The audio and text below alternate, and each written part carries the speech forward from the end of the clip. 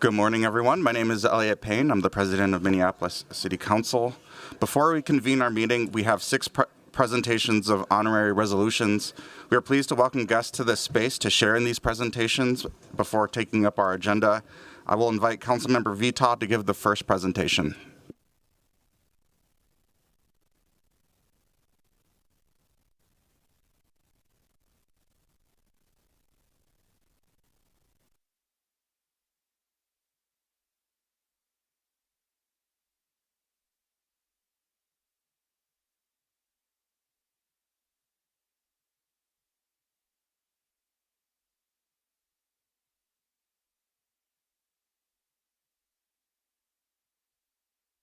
Lulu and Garbanzo. Yes.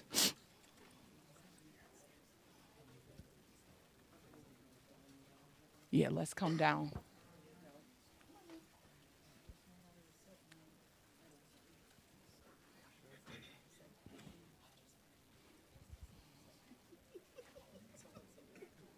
You come down here with us.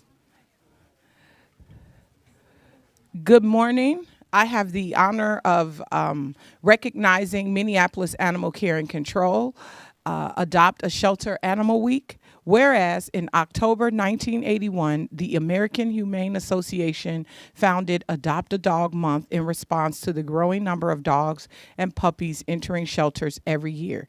And whereas, according to the American Society for the Prevention of Cruelty to Animals, an estimated 3.3 million animals enter animal shelters nationwide each year. Of those, approximately 1.2 million shelter dogs are adopted and 3.4 million cats are adopted and 2.7 million shelter animals are euthanized annually. And whereas every year shelters and animal welfare organizations from across the country observe October as an important month for increasing their efforts to match lovable animals with lovable owners.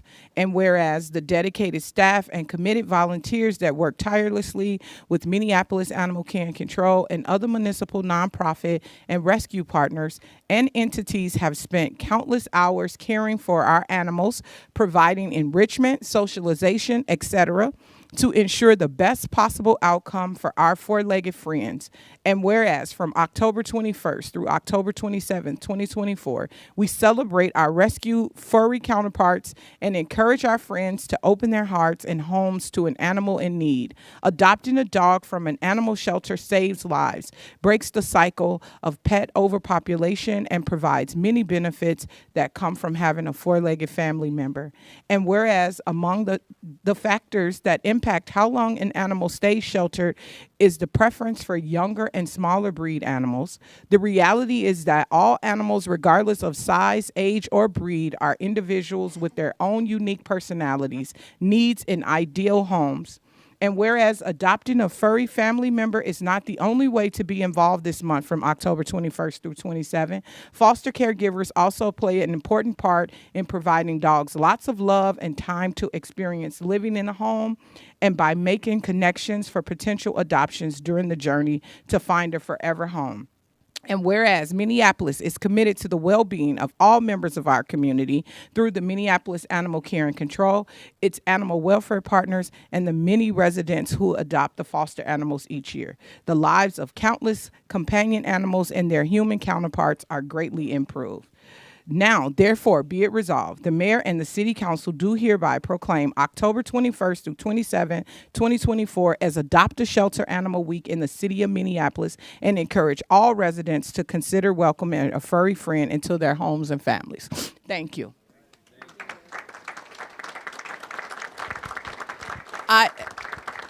Mayor, if you want to speak, you can come down and speak, but I just wanted to say thank you all so much for being here, Animal Care and Control. I've had the pleasure of coming to your offices and seeing the wonderful work you do, and my new best friend, Sue, is here today. So I'm very happy. I got to go out on a ride along with Sue a little bit over a month ago, and she is so awesome. I find myself quoting Sue a lot now since we've had this this ride along together. And you know, when I'm out and I see things that aren't right, I say to people, Sue wouldn't approve of this. I don't know. Like, let's get Sue on the phone here. We should call her out. But you all do such fantastic work taking care of our fur babies, and I just want to let you know that I know all of my colleagues appreciate all of the wonderful work you do. Keep it up. Council member, you hit the note on the head, the nail on the head. We're just so proud. Nobody's gonna hear. I didn't want to waste any time. Well, you did. I was trying to save you guys some time here, but council members hit the nail on the head. We're just so proud to work with you. The incredible job that both regulatory services and Minneapolis Animal Care and Control do every single day helps both so many people as well as so many of our furry friends in our city. I have a cat named Rhonda, one of my 2 cats that we got from Mac, and next time we're looking for another, we'll certainly come back again. So thank you so much. Thank you. Thank you. Good morning, council members. Mr. Mayor, I just want to introduce myself. I'm Tony Schendel, the director of Minneapolis Animal Care and Control.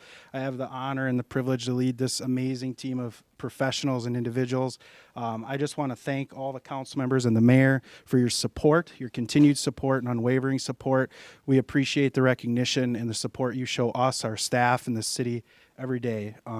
Without that, it wouldn't be possible to carry out our mission. So I thank you for that. And Councilmember Vita, thank you so much for sponsoring this resolution. We appreciate it. Thank you.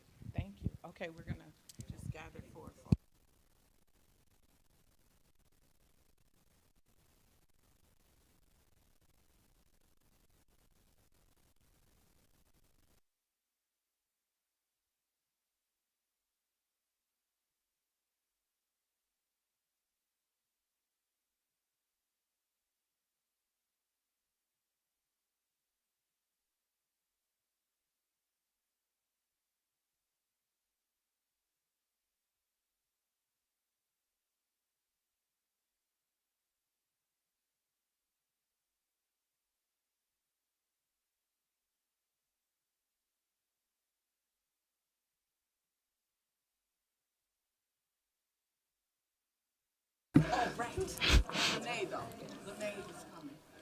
Next, we will welcome up our guests to recognize Code Enforcement Officers Appreciation Month.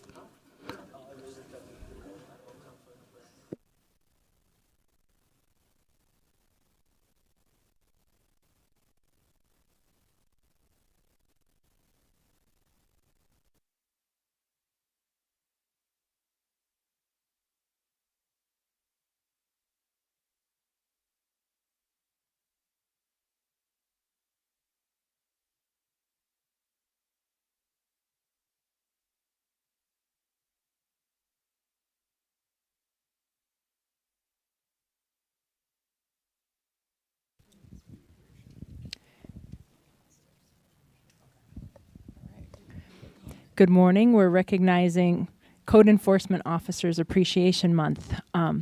So there are code enforcement officers in CPED and Reg Services and also our health department. Did I miss anybody? Fire. There's fire inspections, but they're usually in Reg Services. And this next resolution looks to honor those people that serve with dignity and fairness. And they have a hard job going out and trying to take a look at our really diverse city and evenly help us enforce our rules. So we'll start with Councilmember Rainville. Okay, we got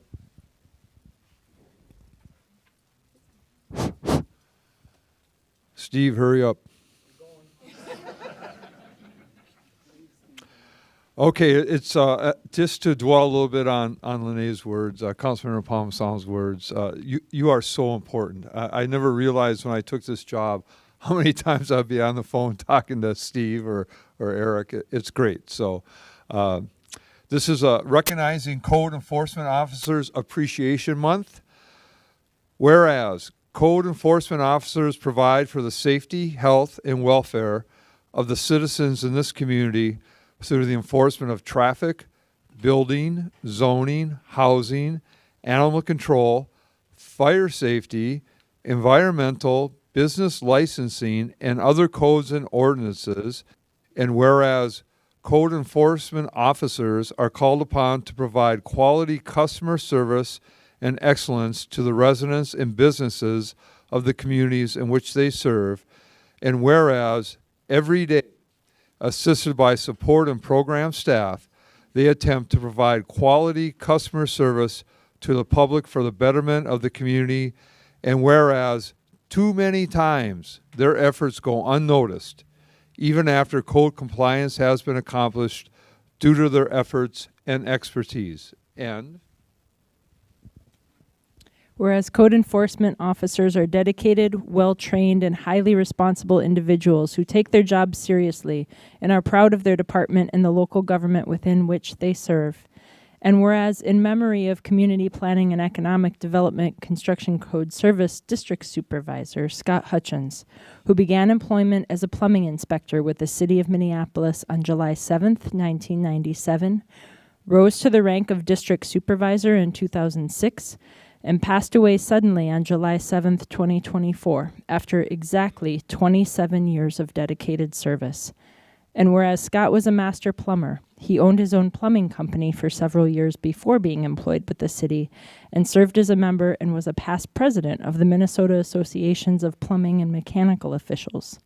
And whereas Scott was a hardworking, soft-spoken, kind, and gentle man who identified creative solutions to complex problems in his role as district supervisor, always responding quickly to an issue, even on a day off, easily found humor in the things around him, and unabashedly loved his family.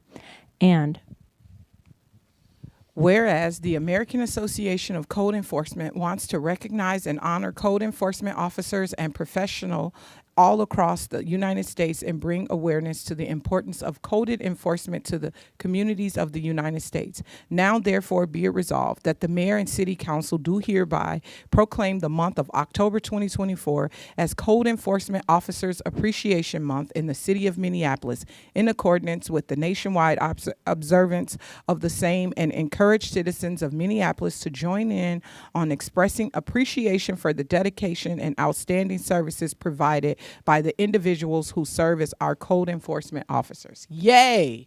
Thank you.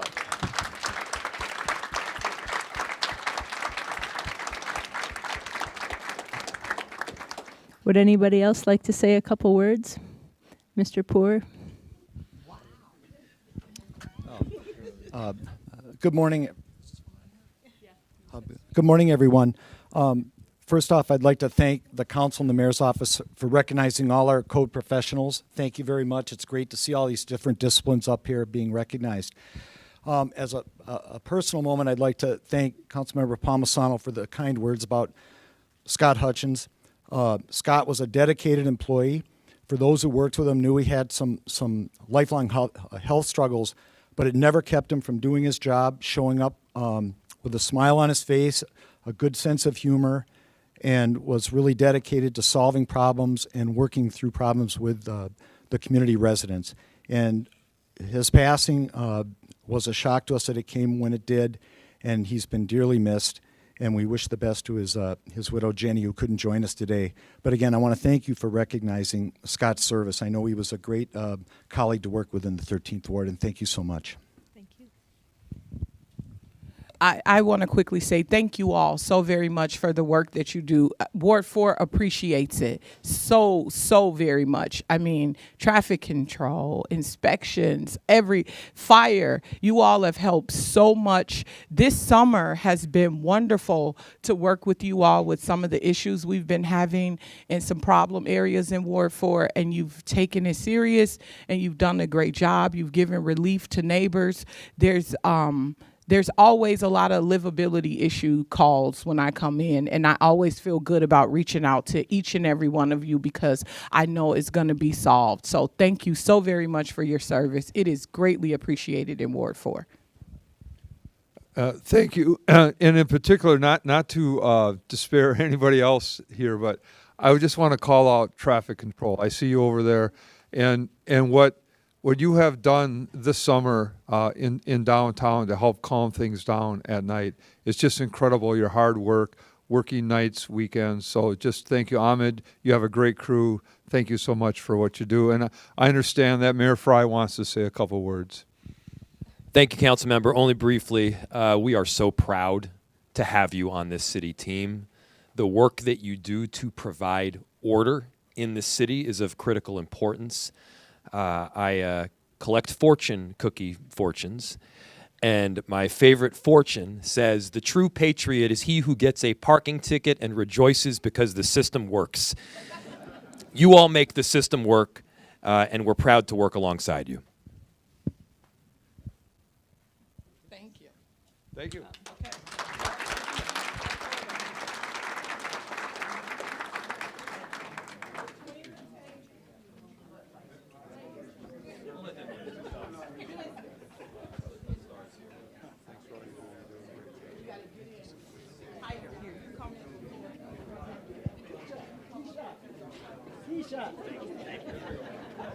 I want to have a track enforcement.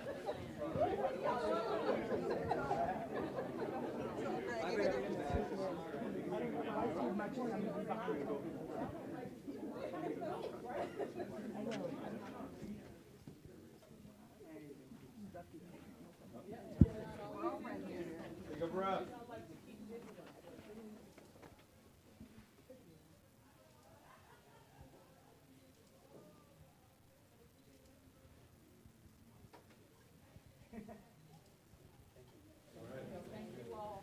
Thank you. You guys too.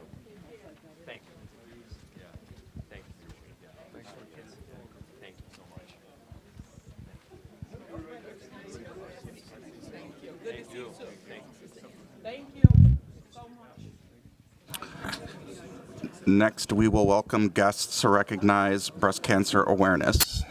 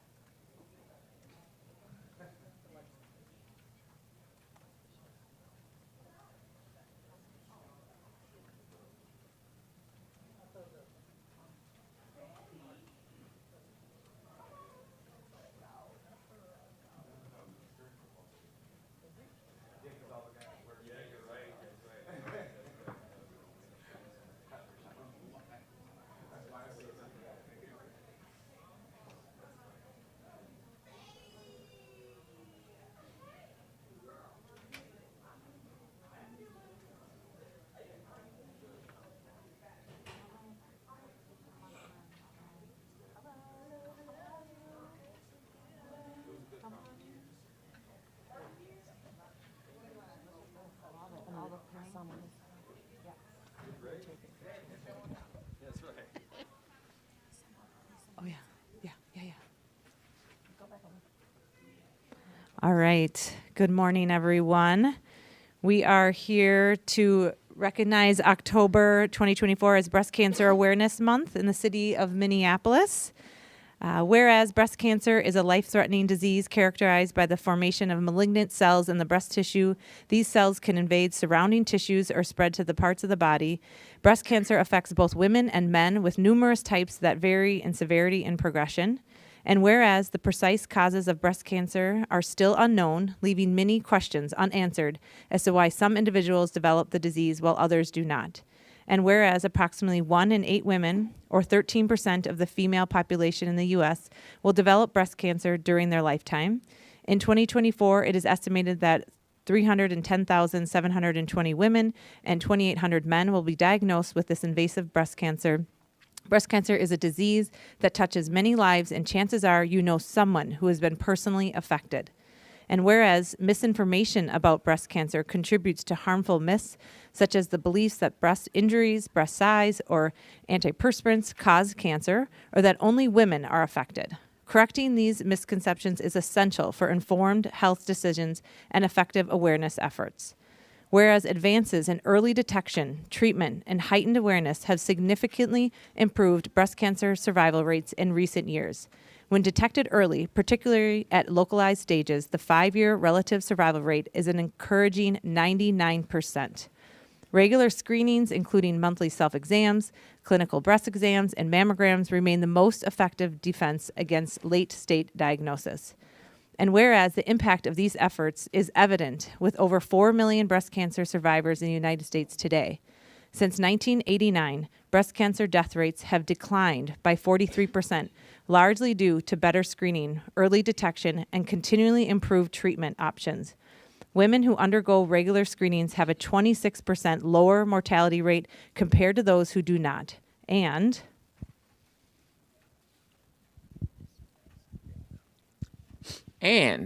whereas, despite significant advances, an estimated 42,250 women in the United States are expected to die from breast cancer in 2024, with a woman being diagnosed every 2 minutes.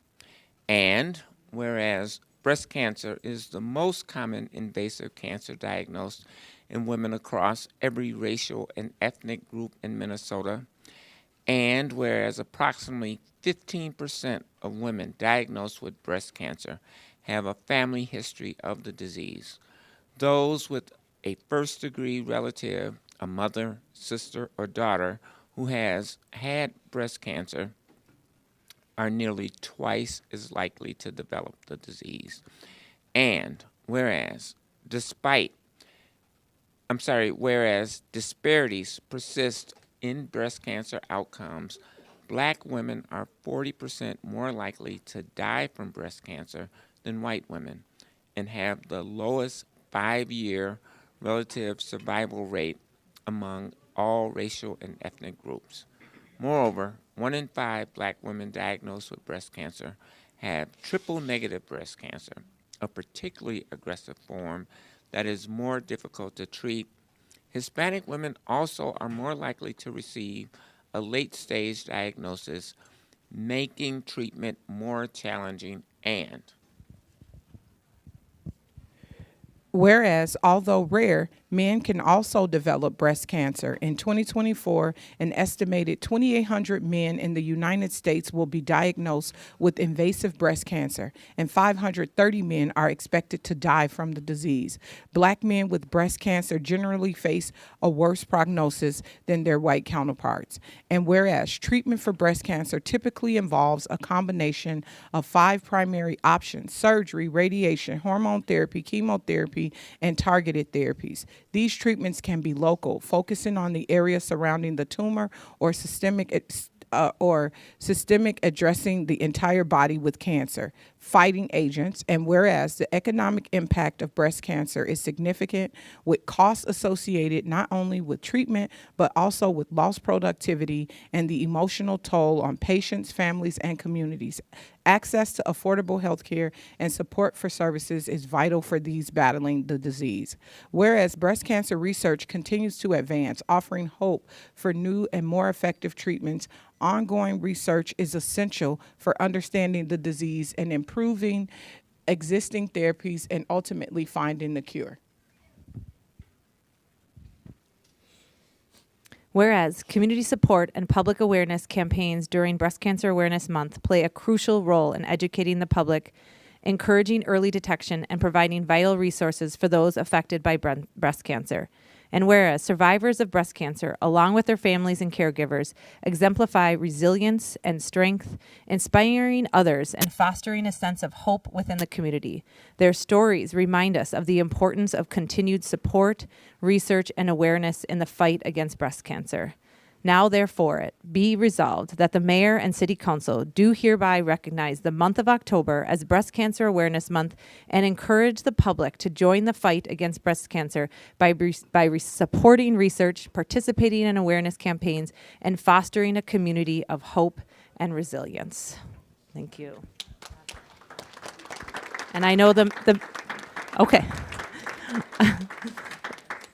I just want to say thank you to everyone that is here. Some may know this or may not, but my mom died when I was 8 years old. She was diagnosed with breast cancer in her late 30s, and she battled it for many years. And then at the end of it, it took her life. And my brother was 6, and I was 8 years old. And so I've lived my entire life wondering what she would have accomplished in this world, wondering what she would have done to think about how if she would have survived, what she would have done for this disease. And so I am grateful to be standing with all of you here today, advocating and making sure that people know what they can do to make sure that they keep themselves healthy and safe. You know, we learned a lot of statistics here. I started getting mammograms when I was 28 years old. And it is also hard to do that every single year because it's a reminder that I lost my mom, the most important person in my entire life, when I was 8 years old. So I hope that that inspires all of us to go out and make that appointment for your mammogram and think about what we can do and make sure that your friends are doing it too. So. Thank you, Councilmember Koski. I just want to say thank you so much for doing this, Councilmember Koski and Councilmember Jenkins and Mayor. It's super important to me, and all these ladies up here, I know them. They are breast cancer survivors, some twice, some 3 times. And I am a cancer survivor myself, not breast cancer. My kind of cancer doesn't have an awareness month. I had a very rare form of osteosarcoma, but these women were my support team when I went through almost 8 years of chemo and radiation. And so it's wonderful to see you all here, looking fantastic as usual, dressed in your pink. We used to do this wonderful, in the month of October, we would, probably for 10 years, me and this group of women, we used to organize an event called See, Test, and Treat. And over 3 days, we would get 100 Black women, 100 Latina women, and 100 Hmong women screened and tested for breast cancer. It was a big deal to the community and to us, and we caught so many women who had breast cancer, and it was early enough for them to get the treatment they needed and to survive. And so it's wonderful to see you all here. I want all of you to at least say something and share your stories because you are survivors. And lastly, I just want to recognize Audway Pugh, who is a Northside resident who is currently battling breast cancer right now. She has 2 more chemo treatments left, so let's keep her in our thoughts. She's a fighter. She's winning the battle 100%. I talked to her for a little bit last night, and she said she was tired. I said, that's good. Just go to sleep. You're going to be tired, right? After those treatments, you're going to be tired. So let's make sure we keep Audway and all the other folks battling breast cancer in our thoughts at this time. Lou, you want to say something? I'm Lou. I'm a 3-time, 36-year survivor. Woo-hoo! I'm Betty Sanders, and I'm a 2-time breast cancer survivor and 29 years. Woo-hoo! And my name is Nita, and I did not have breast cancer. I'm a supporter. I've also had to do chemotherapy for other illnesses that I've had, but I'm a supporter of these women up here, very close to me. My name is Robin McLaurin, and I am a 1-time breast cancer survivor, 12 years now cancer-free. Hi, my name is Cheryl Daniel, and I'm a 16-year breast cancer survivor. Ooh, awesome. My name is Peggy, and I am a supporter of all. I am always standing in the gap and always being available to help those who need my support. So know you always have someone by your side. Thank you.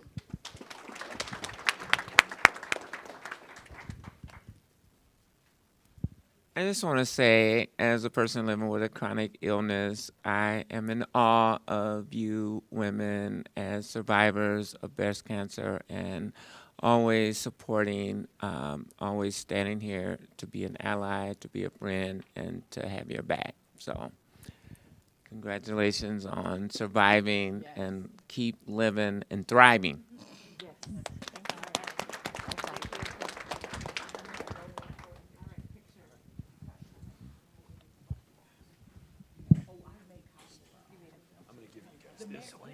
right in the center there. Hold that right in the center. There you go. Oh, we gotta go. You said no? I don't know what.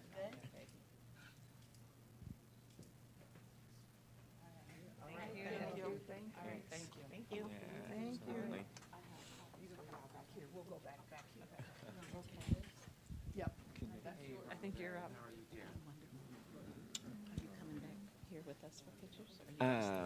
I got one more resolution I got to do. Yeah, nice to meet you all. Next, we will welcome up guests to recognize Domestic Violence Awareness Month.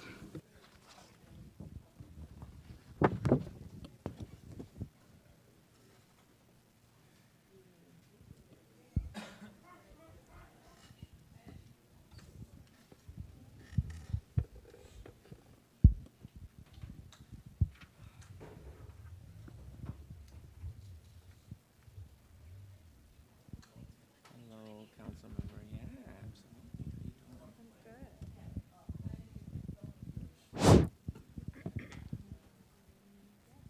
I think we have some guests here. Oh, this is no. This is Domestic Violence Awareness Month. We'll see you in a bit.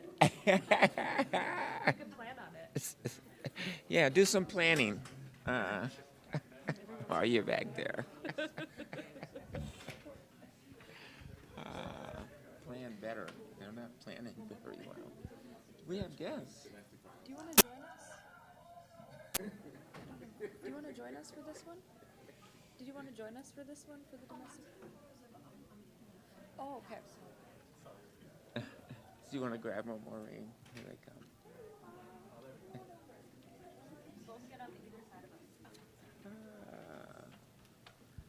All right. Well, good morning. My name is Andrea Jenkins, Ward 8 City Council member, and I am proud to author this resolution along with Councilmember Chowdhury, declaring October 2024 as Domestic Violence Awareness Month in the city of Minneapolis.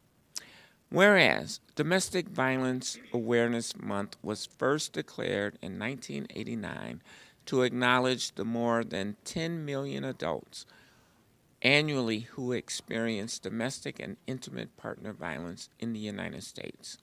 And whereas the types of domestic violence include, but are not limited to, physical abuse, emotional abuse, verbal abuse, sexual abuse, financial abuse, digital abuse, psychological abuse, sexual coercion, reproductive coercion, and stalking. And whereas the Centers for Disease Control and Prevention, the CDC, there are 41% of women, 26% of men, and 54% of transgender and non-binary people have experienced intimate partner violence in their lifetime. And up to 10 million children are exposed to domestic violence each year.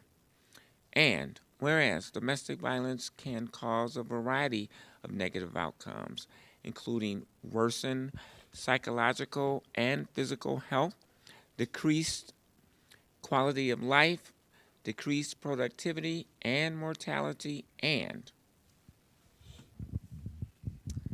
Whereas domestic violence homicide is a public health concern that disproportionately affects women, particularly Black, Indigenous, Asian American, Latina women, and pregnant and postpartum women, with every town for gun safety reporting that an average of 70 women are shot and killed by an intimate partner every month.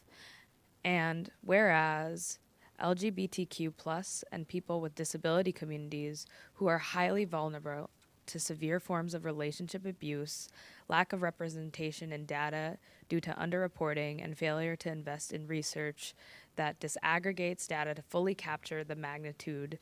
And whereas over 4.5 million women report being threatened with a gun by an intimate partner, and access to firearm increases the risk of intimate partner femicide by at least 400%. And whereas, despite its pervasiveness, currently no state or federal agency collects comprehensive data on domestic violence or intimate partner homicides. And whereas Violence Free Minnesota, a statewide coalition of programs working together to end relationship abuse, has been reporting on domestic violence homicides since 1989. And whereas there have been 12 documented cases of domestic violence homicide in Minnesota between January and September 2024, including Janet Louise Anderson, Payao Vang, Jalen Nicole Walker, Lyara Kaylee Say, Tumai Gainor, Amir Demarion Harden, Alyssa Marie Volin, David Joseph Nanovic, Paul Elmstrand, Matthew Rouge, Adam Finseth, and Sandra Wilson Gortz. And whereas there has been one case of domestic violence homicide documented in Minneapolis so far in 2024, and whereas the city of Minneapolis is honoring the memories of those who were lost to domestic violence homicide and those currently suffering from domestic abuse by bringing an end to this preventable epidemic through investment in awareness, education, training, violence prevention, and gun control, direct service, and policy change. Now, therefore, be it resolved that the mayor and city council do hereby declare October 2024 as Domestic Violence Awareness Month in the city of Minneapolis, and that October 2nd, 2024 be recognized as a day of remembrance for all victims of domestic violence homicide. Thank you. Yeah, it's a sad thing to applaud, right? Because so many people are impacted by domestic violence. The direct victims themselves, the children of those victims, even the perpetrators are negatively impacted by domestic violence as well. And we have two representatives here from Domestic Violence Abuse Project, DAP, as well as Harriet Tubman Center. And I want to offer you guys an opportunity to say a few words about your organization and the issue. So my name's Amadini Keefe. I am the executive director at the Domestic Abuse Project. We serve families that are impacted by DV. We provide therapy for children that have witnessed domestic violence, for victims that have experienced it, and for folks that have used violence. And I very much agree. I think everyone is impacted negatively by experiencing and causing domestic violence. This month is really to lift up victim survivors and acknowledge the courage that it takes to reach out for assistance and to really overcome the impact of domestic violence. I also think it's to lift up folks that reach out for assistance when they know that they're using violence and asking for help and trying to make that change in the community.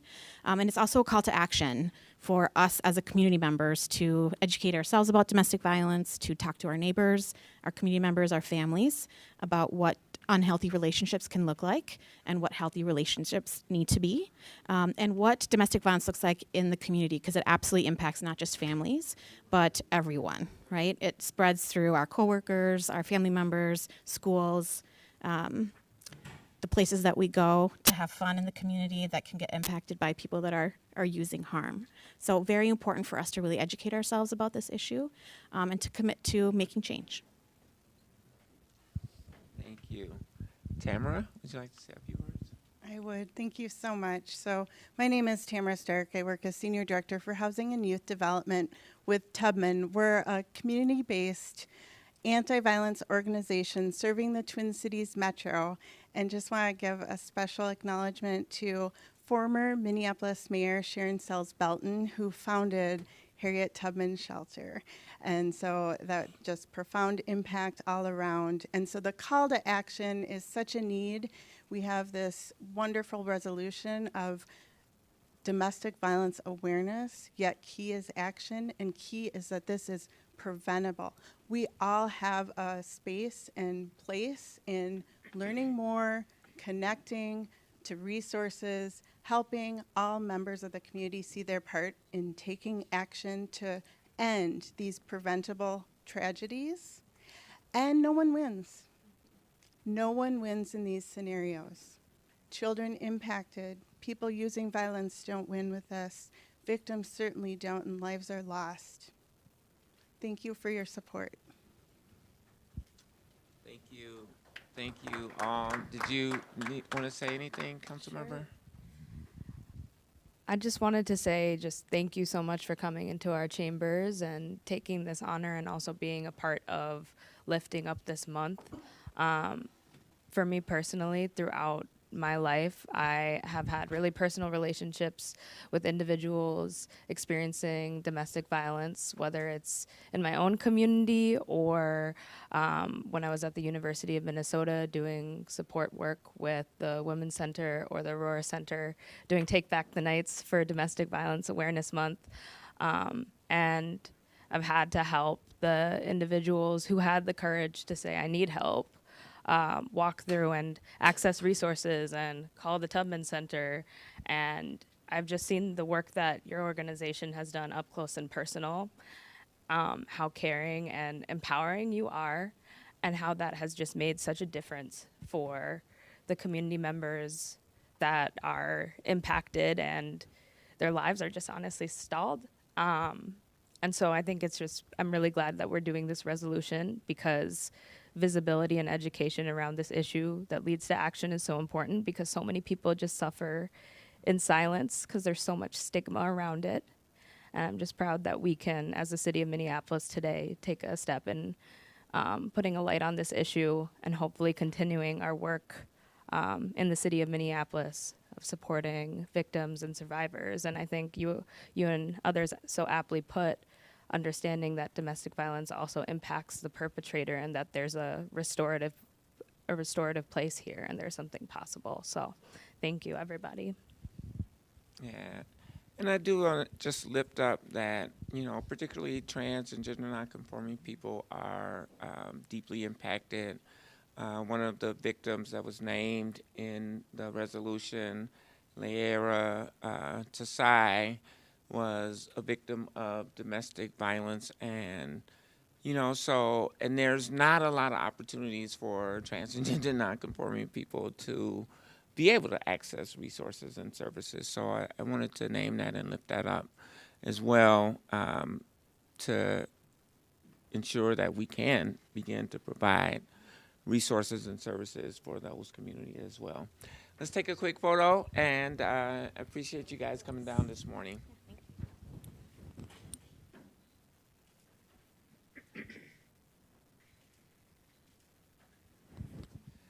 Thank you. And I think we have some planners coming up next.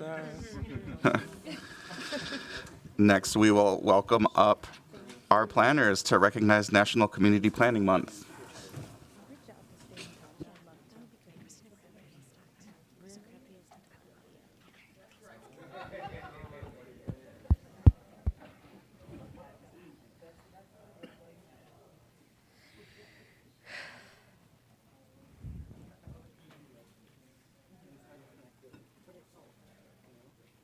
Okay, now's the time.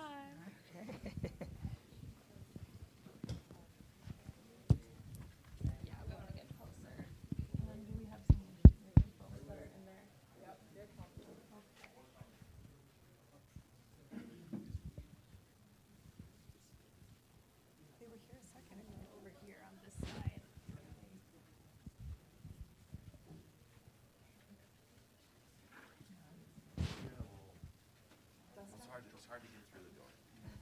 Come on, everybody. Don't bite. Come on. No, people couldn't. They wouldn't go through the door.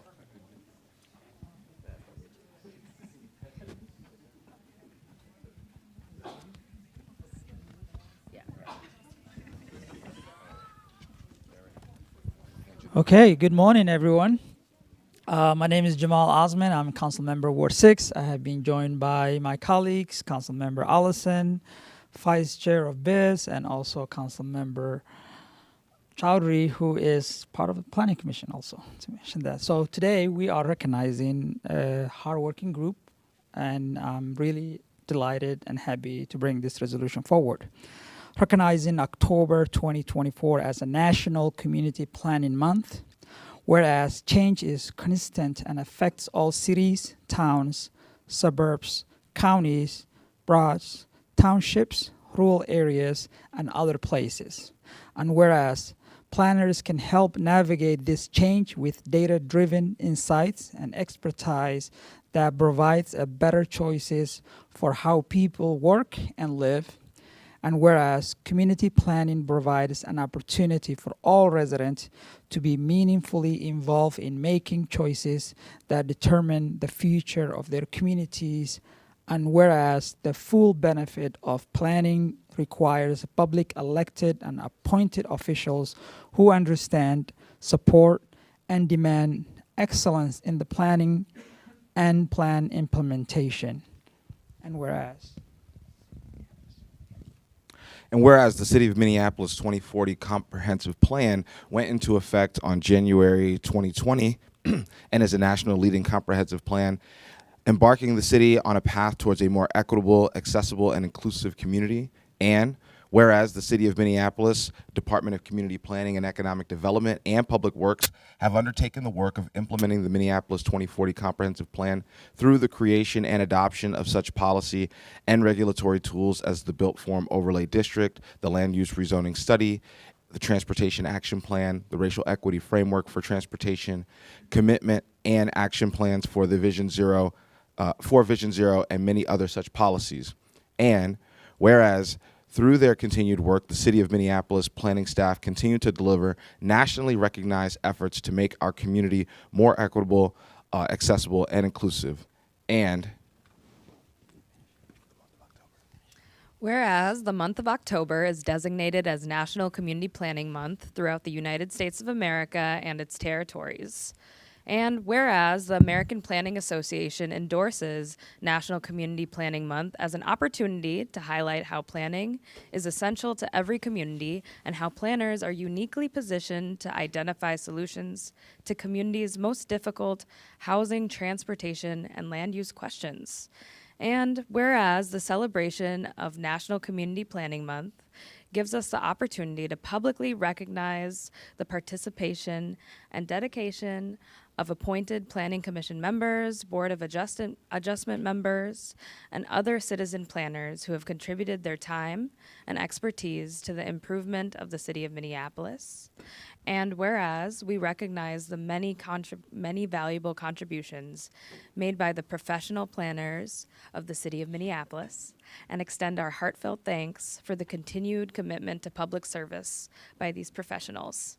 Now, therefore, be it resolved that the month of October 2024 is hereby designated as Community Planning Month in the City of Minneapolis in conjunction with the celebration of National Community Planning Month.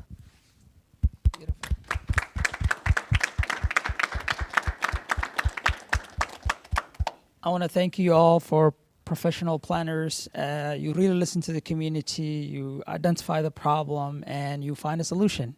And you do all the work, like the resolution say, data-driven. So the entire CBET department and the staff, thank you so much. And I just real quickly And want Public to Works. yes.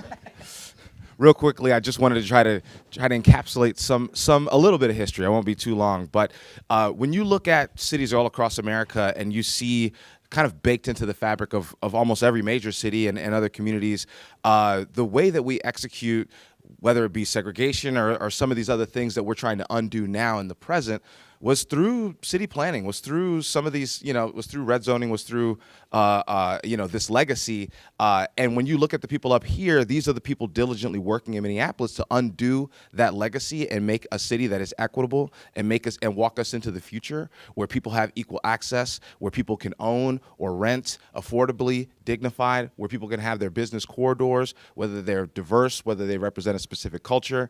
You're looking at the folks in Minneapolis who are a part of really digging in deep to undo that legacy and to make a new one that we can all be proud of as a city. And so I just want to thank you all for that work. It's been a lot. So I want to offer the mic to. Yeah. Hi, I'm Meg McMahon, the planning director in CPED, and I just want to say thank you to our amazing planning team, both in Public Works and in CPED. When we talk about nation-leading work, that's not just words. When I go to conferences around the nation, I hear this from our council members and from our mayor. We are consistently hearing about the amazing work that's happening in Minneapolis around progressive land use reform, equitable transportation, infrastructure improvements that are really changing the fabric and making the community better for people. And it's something that other folks outside of Minneapolis notice. They call us up, they ask us how we're doing it, they come here and they visit our city, and they ask our planners to come and speak on the work we're doing here. And so it's something that's incredibly humbling to work as to lead this team, but also to see the passion and commitment that the staff have here is just really an amazing thing. Anybody else want to say a few words? Unless Director Sexton wants to say something. Well, just really appreciate this recognition. As a planner myself, I've really been impressed with the people here and the work that they're doing. You might not know in Minneapolis, they take a different approach to planning to really make sure that the vision that we set as a city and some of the policies that we've established that really are nation leading help to make them a reality, and that our planners are working really closely with engineers to make sure that those policies are realized on the ground in transportation. So to make sure that the Transportation Action Plan or the Racial Equity Framework for Transportation, that those are not just documents that sit on the shelf, but they are reality on the ground that people are seeing and experiencing in our city. And it's a really unique setup that we have here in Public Works. And we've attracted terrific talent because of that. And so we just have an excellent team, and it's a really neat thing to be a part of, and it's special to Minneapolis. And I think that's why people are asking us, how are you doing this? And we are recognized nationally and globally for some of the work that we're doing, and it's because of the people up here. And so thank you, Council, for recognizing the folks that are doing some really hard and impressive work. Awesome. My part is saying thank you and getting you ready to take a photo with us. All right, in between the lines, so the camera can get you, so multiple rows. Come on. Yeah, if you're short, you're in the front, just like where I'm going to be. Squeeze, squeeze, squeeze, just a little bit more. Okay, perfect. Come on in.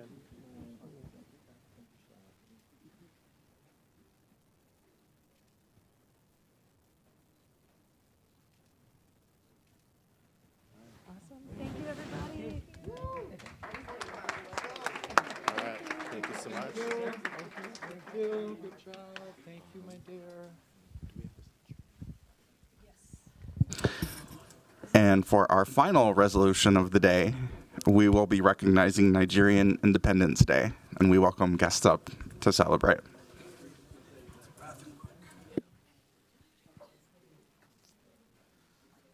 People are gonna think I'm Nigerian now. Come on.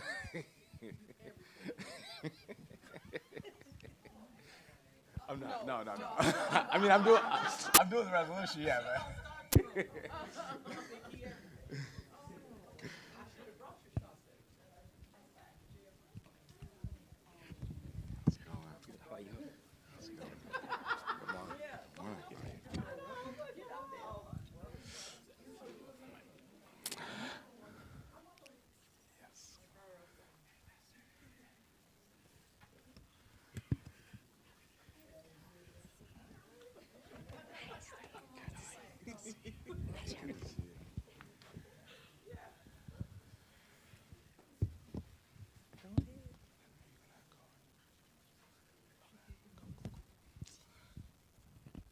All right. Can everybody hear me on the mic? All right. Great. So So we are here to celebrating Nigerian Independence Day in the city of Minneapolis, and I do want to say some people were surprised to see my Latino heritage last week. This is not my new Nigerian heritage coming out, but you know, as fellows in the diaspora, you know, this is important to celebrate our communities, and so standing up here with you all is an honor. So thank you. All right. Whereas in the mid 1850s, Nigeria became a colony of Great Britain, and whereas the colonization of Nigeria lasted for over 100 years, during which the British government took full advantage of Nigeria's natural resources until after World War II, when an independence movement for a free Nigeria arose, and whereas on October 1st, 1960, Nigeria gained independence from British colonial rule, marking the beginning of a new era of self-determination and national sovereignty.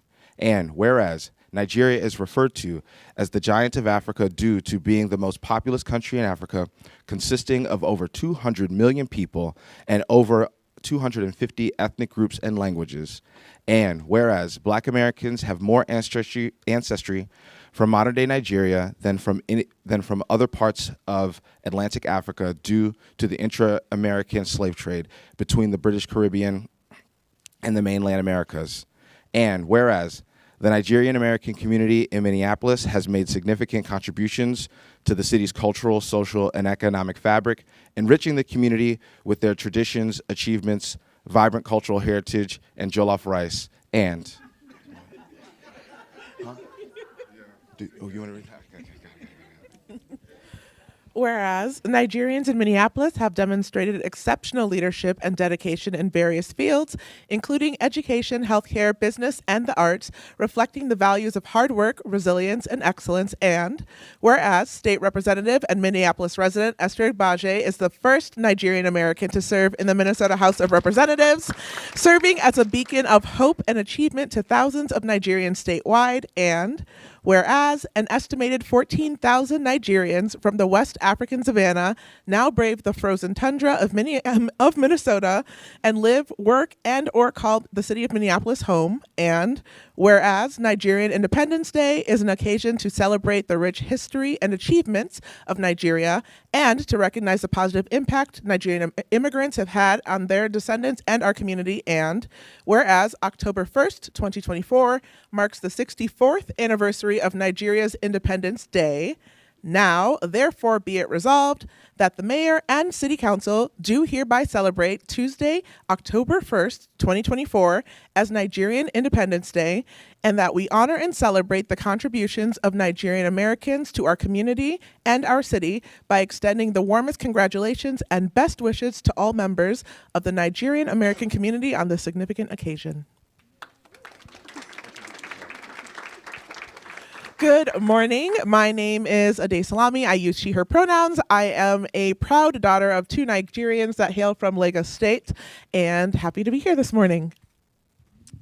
Thank you, everyone. It's a pleasure to be here. Thank you to the city of Minneapolis. My name is State Representative Esther Agbaje. I also represent this district as well. Proud daughter of two Nigerians, one from Ogun State and one from Ekiti State. And we're just very glad for this honor, and thank you so much. Anybody else want a word? Good morning, everybody. My name is Ndiria Falana. I'm a city employee. I'm with the Intergovernmental Relations Department. I'm super excited that we are able to commemorate 64 years of Nigeria's independence. And I am a proud daughter of two, my mom and my dad, two people who are both from Ondo State. So thank you. Well, I'm Rosemary Okbuaja. I am of Nigerian heritage. Both my parents are from Delta State, and so therefore I am. And I'm a business owner. I've been in Minnesota for 29 years, and I am just very thankful for recognizing our contribution to the vibrancy of this great city. Hello, everyone. My name is Osa. I'm city staff. I work for the budget division, and I am the daughter of a Nigerian woman from Edo State.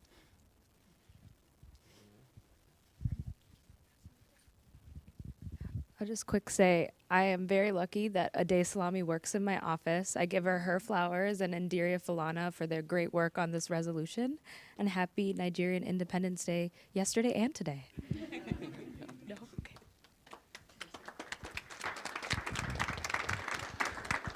And my name is Pascal Nwokocha. I've been in Minneapolis for more than 25 years. I'm a local attorney and employer in town.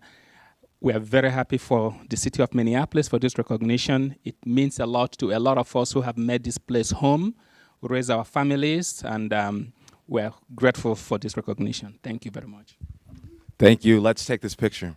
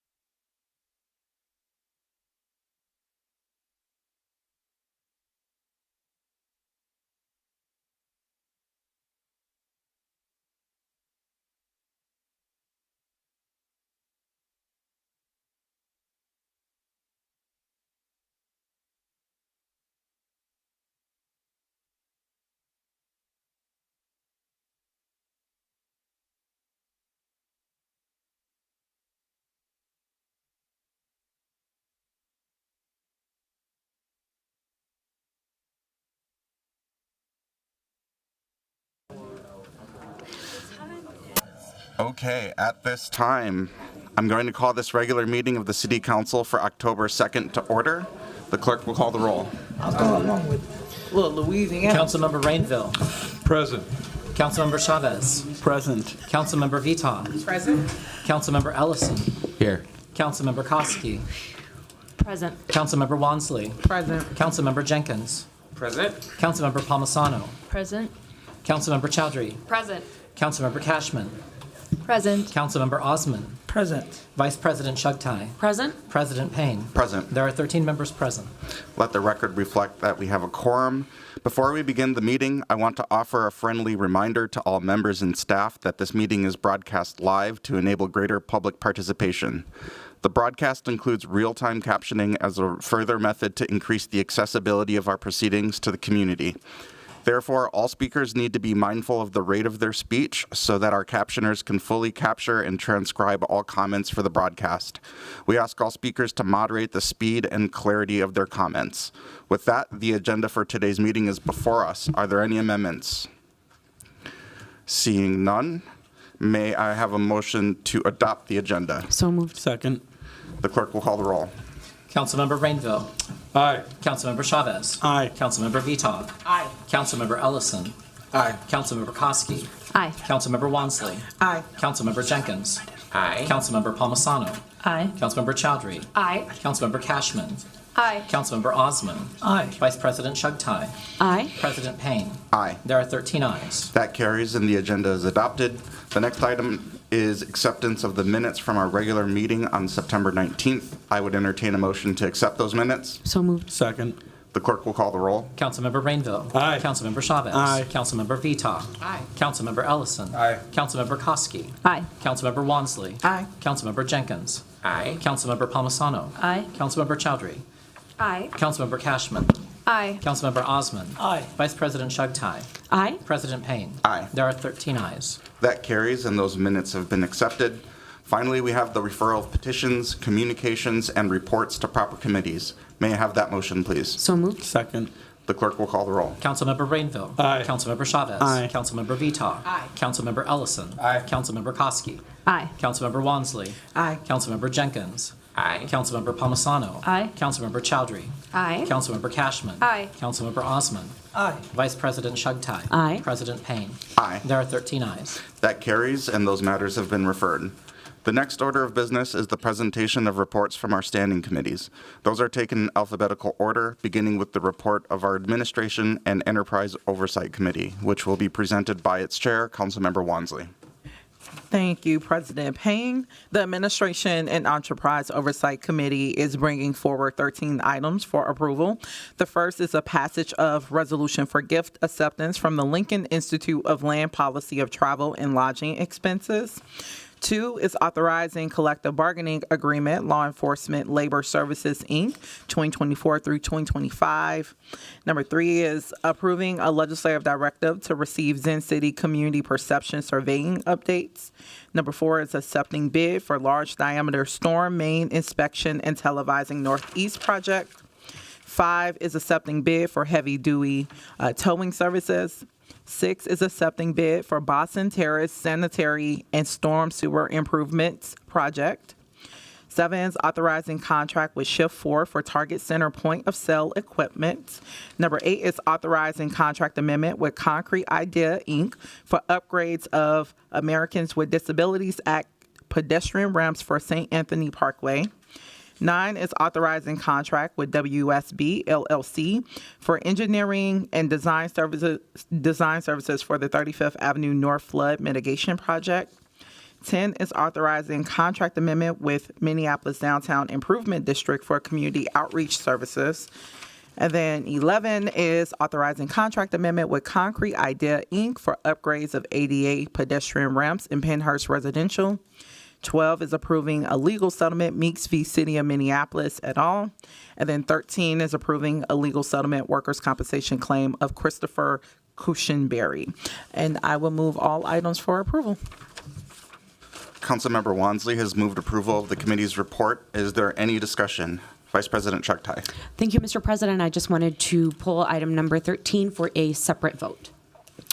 Vice President Chugtai has pulled item 13 for a separate vote. Is there any discussion on the remainder of those items? Seeing none, I'll ask the clerk to call the roll on items 1 through 12 of the AEO report. Councilmember Rainville. Aye. Councilmember Chavez. Aye. Councilmember Vita. Aye. Councilmember Ellison. Aye. Councilmember Koski. Aye. Councilmember Wansley. Aye. Councilmember Jenkins. Aye. Councilmember Palmisano. Aye. Councilmember Chowdhury. Aye. Councilmember Cashman. Aye. Councilmember Osman. Aye. Vice President Chugtai. Aye. President Payne. Aye. There are 13 ayes. That carries, and those items are approved. Next, we will take up item number 13, and I will recognize Vice President Chugtai. Thank you, Mr. President. I have no additional comments to add.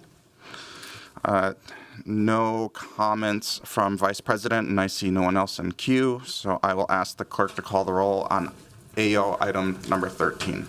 Councilmember Rainville. Aye. Councilmember Chavez. No. Councilmember Vita. Aye. Councilmember Ellison. Aye. Councilmember Koski. Aye. Councilmember Wansley. Nay. Councilmember Jenkins. Aye. Councilmember Palmisano. Aye. Councilmember Chowdhury. Aye. Councilmember Cashman. Aye. Councilmember Osman. Aye. Vice President Chugtai. No. President Payne. Aye. There are 10 ayes and 3 nays. That item carries and the full report is adopted. Next, we will have the report from our Budget Committee, which will be given by that committee's chair, Council Vice President Chugtai. Thank you, Mr. President. The Budget Committee is bringing forward one item for approval today, which is approving a legislative directive related to financial reporting and practices. I will move approval of this item. Vice President Chugtai has moved approval of the committee's report. Is there any discussion? Councilmember Koski. Thank you, President Payne. The foundation of a functioning democracy is having access to unbiased information and staff who are funded by the taxpayers and our ability to then successfully do our jobs as council members. We just learned that the city of Minneapolis earned AAA credit rating for the second year in a row. This is very exciting. That does not happen without thoughtful, detailed, hard work from our staff. I'm looking forward to working with the staff on this legislative directive and getting continued clarity and detailed information. We have a meeting this Friday, and it's my hope we continue those conversations with all council members throughout the process of staff drafting the response to this legislative directive. Thank you. Councilmember Palmisano. Mr. Chair, second quarter financial reports lack nuance. Hiring, major spending, invoices not yet paid. We don't understand yet what the impacts will be. This is a bad approach. I already pointed this out to this body at our council meeting on September 19th, and you passed the funding resolution for Agate anyway by a 10-3 vote. Now you're coming back and asking the administration to explain why the second quarter financial report wasn't accurate. We already knew this. We already knew that it was a snapshot for a moment in time. Budget Director DeSenda expressed grave concern to Councilmember Chavez that this was not the correct approach, and this happened anyway. The whole legislative directive here is some kind of gotcha, trying to put blame on the administration when it is 10 members of this body who did not do their due diligence. And now we are trying to make the administration take the blame for that mess. They shouldn't. Councilmember Chavez. Good morning, President Payne. I want to begin by thanking Council Vice President Chuktai and Councilmember Koski for bringing forward this legislative directive that will help bring transparency, oversight, and insight into the city's budget process. In this moment and in this particular time, this information is desperately needed for Minneapolis residents, and I'm excited to get this report back after this passes. I also want to address the underlying reasons why I'm supporting this particular legislative directive. Mayor Fry is deciding to move forward with retaliatory budget cuts to North Minneapolis, particularly to Ward 5 residents in the North Commons Park Improvement Project. This is happening as a result of his disagreements of this body taking actions to save a shelter and helping prevent its permanent closure. An issue meant to address unsheltered homelessness and an issue that is disproportionately impacting the South Side in areas of concentrated poverty and areas where communities of color live in. I reject these false choices of having one or the other. We need both the North Commons Park Improvement Project, and we need to take actions, and we need, quite frankly, leadership to address unsheltered homelessness that is disproportionately impacting South Minneapolis. I refuse to be pitted against my neighbors in Northside. I refuse to accept tactics that put Northside residents against Minneapolis residents, and I will always stand for justice in this city. My commitment is to support my colleagues, particularly Councilmember Ellison, in any pathway that we move forward in to make sure that North Minneapolis isn't being impacted because of political games. Vice President Chuktai. Thank you, Mr. President. I wanted to first start by thanking colleagues for providing input into how we move forward with the information we have received related to the administration's actions and cuts to programs and services as a result of saving a 139-bed shelter, 37-bed shelter facility from permanent closure. I believe our first obligation is to the residents that we serve, that we represent, who fund this entire nearly $2 billion enterprise and place their trust in us to safeguard their money. Accurate and regular reporting is necessary, and it's mandated by our city's financial policies. It's critical for the council in order to execute on our responsibility of oversight and of budgeting in this city. It's been said or insinuated that because of this legislative directive, there wasn't due diligence done in the lead up to the alternative sourcing for the Agate downtown facility. And that's just it's not true. The purpose of this legislative directive is to use this council's charter right to information to understand why there are cuts to essential services, programs, and infrastructure projects when there exists money to pay for all of it. I think that as we move forward, as a body, it's my commitment to make sure that our residents are not pitted against one another, whether they live in Uptown, in Downtown, in South Minneapolis, or in North Minneapolis, or anywhere else in our city, and that taxpayer dollars are used to improve people's lives and are not used as a tool for political retaliation, frankly. So I want to thank you for allowing me to share some additional comments. Councilmember Palmisano. Mr. Chair, I heard Council Vice President Chugtai suggest that we trust her and others to safeguard their money.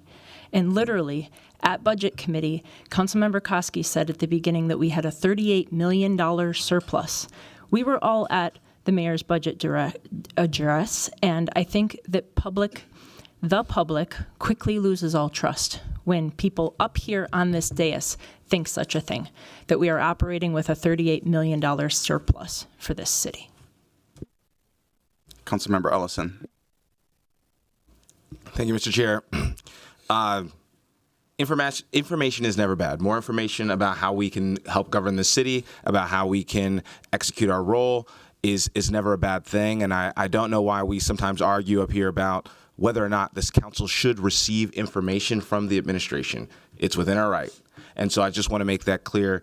And, you know, when my colleagues on the South Side move to address an issue, especially when it pertains to addressing homelessness, they're always going to have my solidarity in that. Now, when there was an initial proposal to use contingency, that wasn't supported by the administration. Changes to that plan, that wasn't supported by the administration. You know, as somebody who generally feels like we're all up here operating in good faith, that feels like games to me. And now all of a sudden the North Side is affected, and now all of a sudden the sky is falling. That feels like political games to me. And so one way or another, when it comes to North Commons, if there are issues, I'll fix it. You know, I'll expect everybody's solidarity in return. I'll fix the issue. But I'm not going to sit here and, as Councilmember Chavez, I think, highlighted, and play this game where Northside residents who deserve infrastructure, park infrastructure, are pitted against Southside residents who deserve access to a shelter and organizations who primarily serve the Southside who facilitate those services. And so, you know, I just wanted to step in and say that I think that we can execute our mission as a council and as a body. Or we can play these games, or we can say Northsiders deserve infrastructure, or Southsiders deserve, an address to homelessness, and we can play these sort of silly narrative games about who deserves what, when we as a city, both sides of the city deserve it all. There was a pathway, it wasn't taken. And now we're here. And so I'm going to proceed forward. I'm going to stand in solidarity with my colleagues here. I support the legislative directive, obviously. And as we move forward and need to address North Commons, then we will address it accordingly. Councilmember Osman. Thank you, Council President. I just want to come back and just really remind us that we are under emergency, under crisis. Homelessness is real in city of Minneapolis. Yesterday there was a large evictions under the bridges of City Riverside and Franklin by MnDOT in city of Minneapolis. So we continue to struggle with, homelessness in city of Minneapolis. Winter is coming up. Today we should be celebrating because we have a match of Agate housing. We have a private donor who's came forward and say he's going to be paying, or she's going to be paying $1.5 million to match. So we should be celebrating. We should be out there right now. And I just really, not a good look for city of Minneapolis, instead of them being up front and saying that, hey, here's the leadership. Here's what we're going to do. We're going to save shelter. We're going to have more shelters and more beds in the city of Minneapolis. Right now, it's just we're dealing with this and this conversation. So I expect and hope that the administration can step up and be the leader of the city of Minneapolis. Private donors are doing that, and it's necessary, and we must have more shelters. And I'm super glad that we are moving forward. And I want to thank the private donors and folks in Agate for their commitment to providing more beds for our city in Minneapolis. Thank you. Councilmember Vita. Thank you. Thank you, Councilmember, for saying that, we're looking forward to the future of how we make sure that North Commons gets funded. You and I had a good conversation about this yesterday. I want to say that, I know that North Commons is physically located in your ward, but it is the North Side Premier Park. And this work has been going on for 10 years.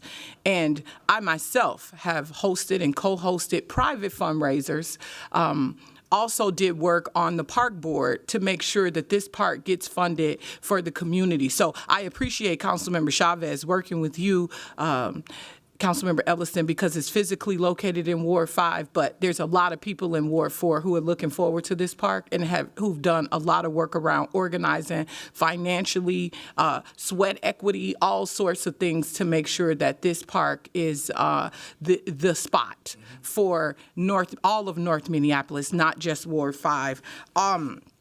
Also, I don't know that it's about pitting against, for me, as much as it is understanding like the decision that is being made. I said several times the day we voted for Agate that it felt like it was too quick and maybe we needed a little bit more time to make sure. What happens though is people watch these meetings, and what has happened with this particular item is Northsiders believe that they've lost $350,000 on a project that they've been working on for over 10 years. People waited till their turn on the north side to get the $3 million allocation from the city of Minneapolis. There was no, I have a friend there and I'm going to go do an amendment. It's an emergency situation. We need this money right now. It didn't happen. People waited till their turn. So when these two items came up and it feels like it's one against the other, of course the north side feels like they lost out.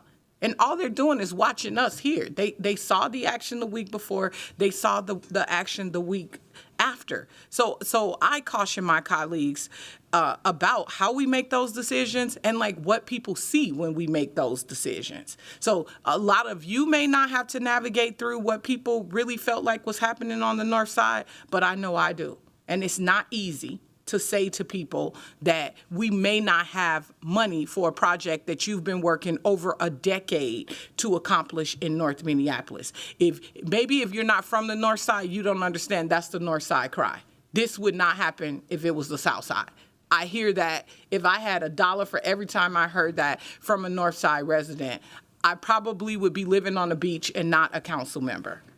So I just want us to think about that, like what people hear when we're having these conversations up here on the dais about projects on the north side, because this is the second time North Commons has been talked about. It was talked about in the Downtown Contingency Fund, and there was some misunderstandings about what was going to happen there. Some money got moved around. North Commons was talked about then, and then now this comes up in another action that's being taken by this council. So, again, I understand it's in your ward, Councilmember Ellison, but it's a North Side park. And everybody over North cares about this park. Everybody wants to see this project finished. This is the park of all parks in North Minneapolis. Most of us have a history with this park, and we want to see it better. And so I don't want people to feel like we're compromising that in any way. So you're right. We're going to work to make sure whatever money, we don't know where things are, but we're going to make sure that the north side is made whole on this project by the end of this budget cycle. Yep. Thank you. Councilmember Koski. Thank you, President Payne. So when I read the 2024 second quarter financial report, I learned a few things. In terms of revenue, more than half the general fund's money comes from property taxes, special assessments, and state aid. The first payments are made in July, and the rest comes in December. Since a lot of this money comes in after the second quarter, the average money collected by mid-year has been only 20.5% of the budget. By the second quarter of 2024, the city has collected $124.8 million, which is 18.7% of the total budget. By the end of 2024, general fund revenues are expected to be $36.5 million, or 5.5% below the budget. The biggest cause of this is the use or drop-off of one-time public safety aid and franchise fees falling short due to low utility bills. In terms of expenses, overall, we're projected to underspend by $38.6 million, and the contingency fund of $23.2 million is planned to be unspent.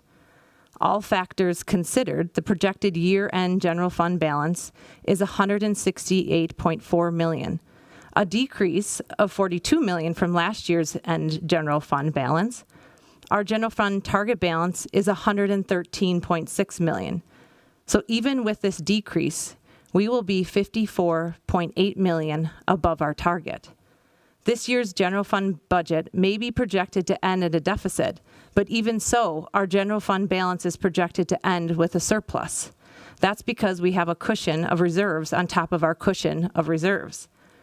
Further, the city has strong historical financial performance. 8 out of the last 10 years, we've increased our year-to-year general fund balance.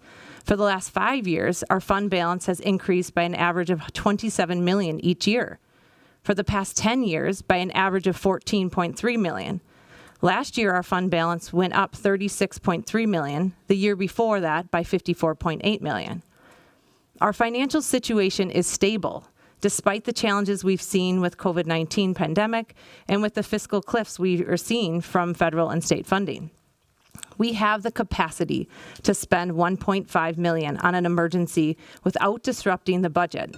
And we have the capacity to spend $1.5 million on an emergency without putting the overall financial stability of the city at risk.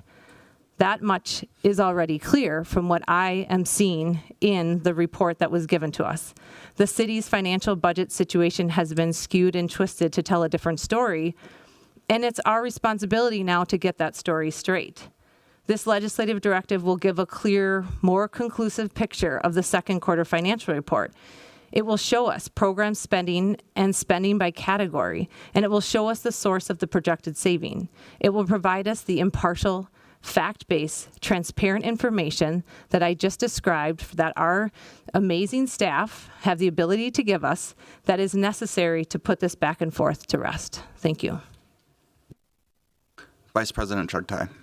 Thank you, Mr. President. I wanted to just add 2 more things. Councilmember Koski laid out a lot of numbers as it relates to our budget and projections for this year, and I certainly trust our staff who put together these reports, who carry out the work of our budgeting process every year. And so it is a fact that the city is projected to have a $38.6 million surplus this year, and when something like that is happening, and we have we're projected to end the year with $168 million in our bank account.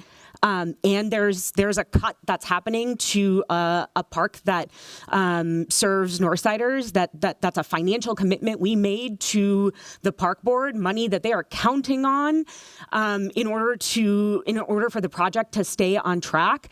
That's an issue. So what I heard from colleagues today, particularly from Council Member Ellison and Council Member Vita, Mr. President, was an ask of solidarity, that this council stands with you in making sure that the North Commons Park Improvements Project is not harmed in any way.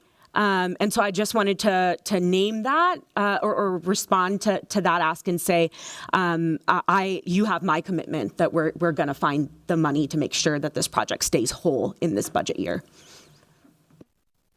Councilmember Rainville. Thank you. I'm going to vote for this because I agree with Councilmember Ellison that the more information, the better. But we also have to realize that any surplus just goes to the bottom line for next year and helps us reduce the levy, reduce the taxes. So as we talk about surplus, that's an avenue for us to keep property taxes low. Thank you. And then I'm just adding myself to queue just to echo some of the sentiments here. This item is about financial transparency.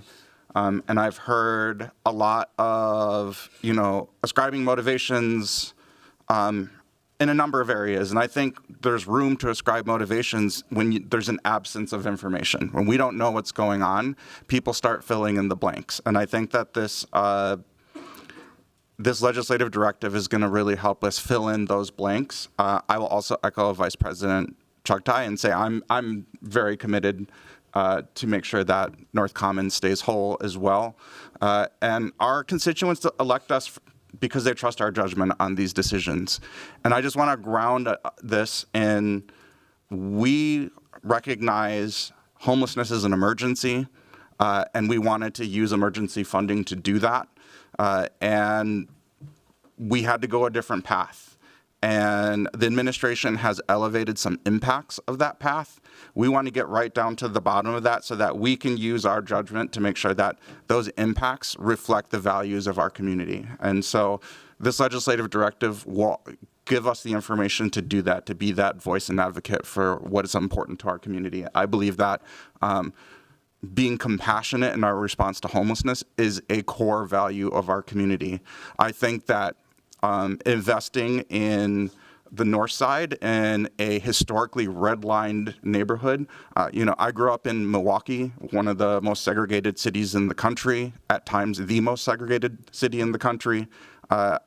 It's a pretty profound thing to me to see how decision makers can easily find some other interest more important than Black people.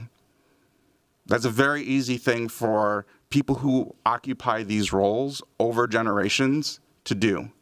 And every single decision that we make here is a decision of prioritization, and that prioritization is based on our values. And it is my value to close these disparities. It is my value to be empathetic and compassionate to our neighbors who are living outdoors. I think the majority of this body shares those values, and we're going to make decisions that reflect those values. And I think that this legislative directive is going to give us the information to make those decisions in the most informed way possible.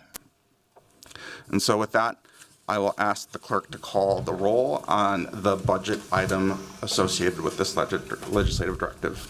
Councilmember Rainville. Aye. Councilmember Chavez. Aye. Councilmember Vita. No. Councilmember Ellison. Aye. Councilmember Koski. Aye. Councilmember Walmsley. Aye. Councilmember Jenkins. Nay.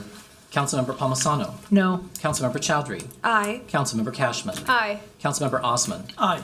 Vice President Chugtai. Aye. President Payne. Aye. There are 10 ayes and 3 nays. That carries, and that report is adopted. Next, we have the report from our Business, Housing, and Zoning Committee, which will be given by that committee's chair, Councilmember Osman. Thank you, Mr. President. Business, Housing, and Zoning Committee is bringing forward 15 items. Item 1 is considering the 2025 license fee schedule. This item was forwarded without recommendation because we will have some motions to amend the schedule at the council. Item 2 is a passage of resolution approving the Hiawatha Academy bond issuance. Item 3 is a passage resolution approving the land sale of 2933-2937 Fifth Avenue South. Item 4 is passage resolution approving the land sale of 2305-2309 Fifth Avenue South. Item 5 is considering the revocation of the on-sale wine and strong beer no life entertainment license for Bagu, Sushi, and Thai due to outstanding taxes owed to the Minnesota Department of Revenue.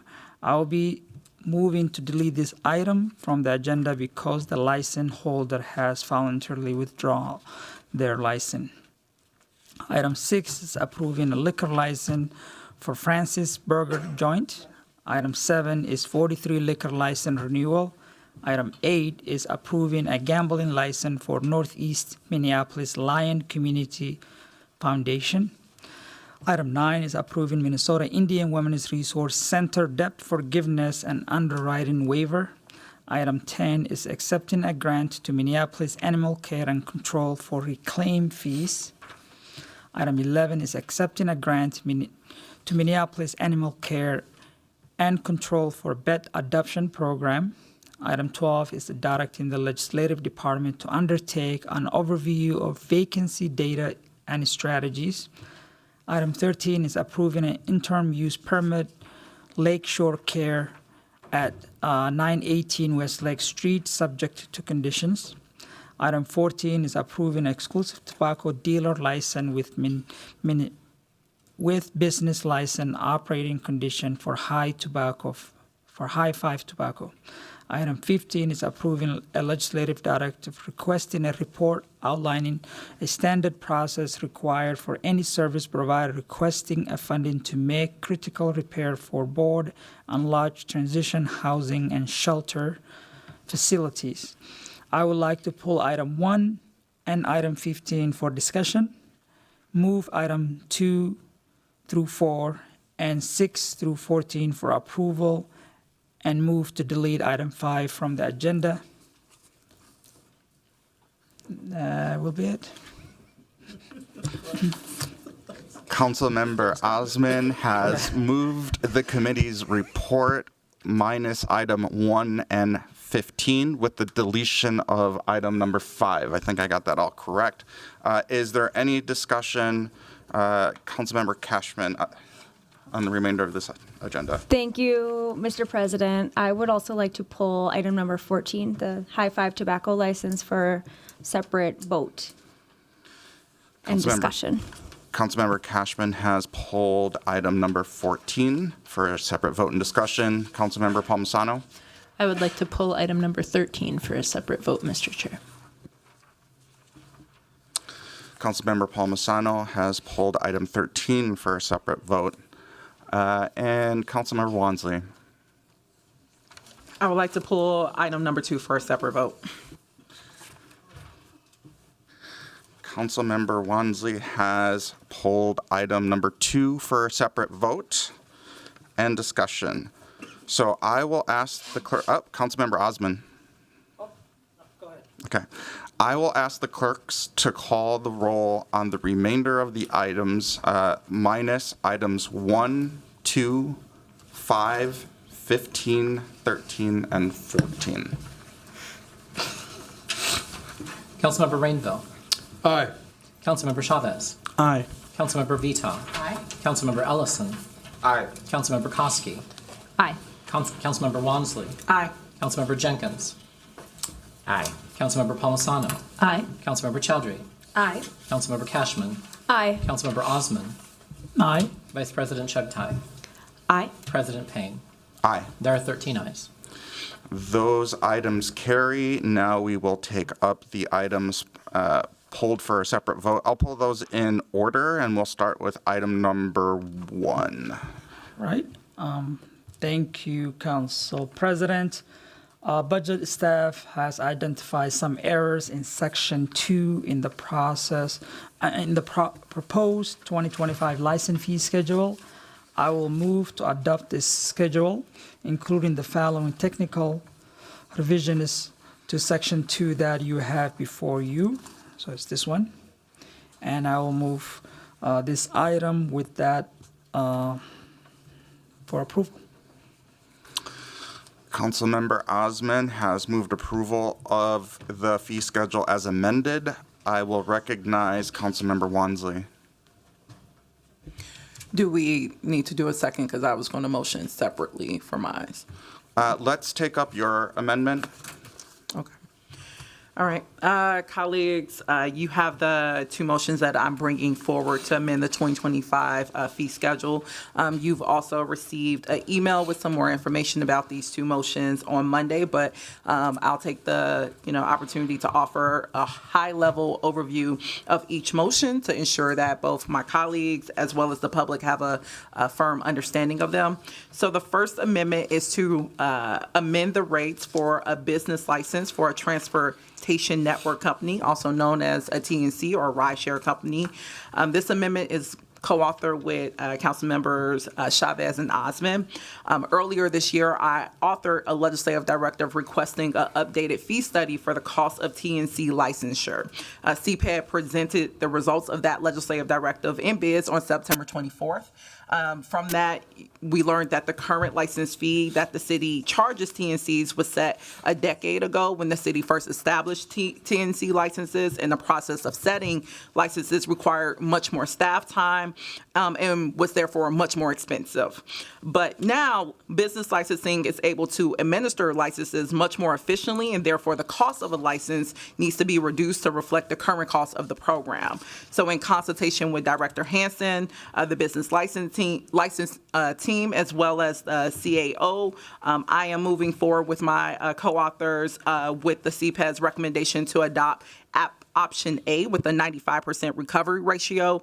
This will reduce the cost of a TNC license from about $36,000 to about $12,500.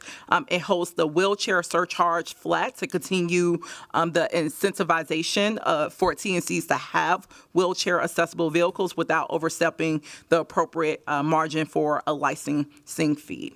Now, moving on to the PCAR amendment.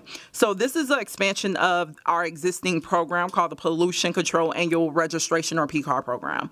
The city uses PCAR fees to ensure that businesses that generate pollution are registered and are being inspected and maintained. In 2022, residents across the city organized around the People's Climate and Equity Plan, which included adding carbon dioxide and other greenhouse gases to the PCAR list. Additionally, these PCAR expansion, advocacy efforts really builds upon the inspirational organizing efforts that Northside and Southside Green Zone residents have been leading to both close and hold accountable industrial polluters all over the city. That said, I have attempted to work with the administration on implementing this very fee for over a year. I brought forward my first legislative directive in July of 2023, where I asked staff for an updated fee to implement for 2025. And when the administration said additional information was needed in order to evaluate the addition of CO2e, I then authored a legislative motion earlier this year that resulted in a joint report between the executive and legislative department that was presented in June that laid out a pathway for creating a PCAR program for carbon dioxide, also CO2e, and other equivalent greenhouse gases to start in 2025. The new program would charge large facilities $452 per ton of CO2e. At each of these sites, city staff will conduct site visits, find opportunities to reduce emissions, and refer facilities to apply for the Green Cost Share program. This fee also will essentially be self-sustaining and mean that polluters will be covering the cost of helping them to meet the city's emissions reduction goals.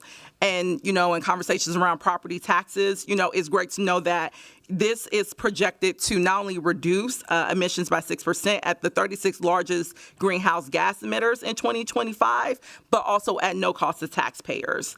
I also want to note that with the presentation that staff gave earlier this year, they mentioned that FTE would be needed to administer the program. So I am going to be working with my colleagues and staff to bring forward a budget amendment that supports that allocation of the staff.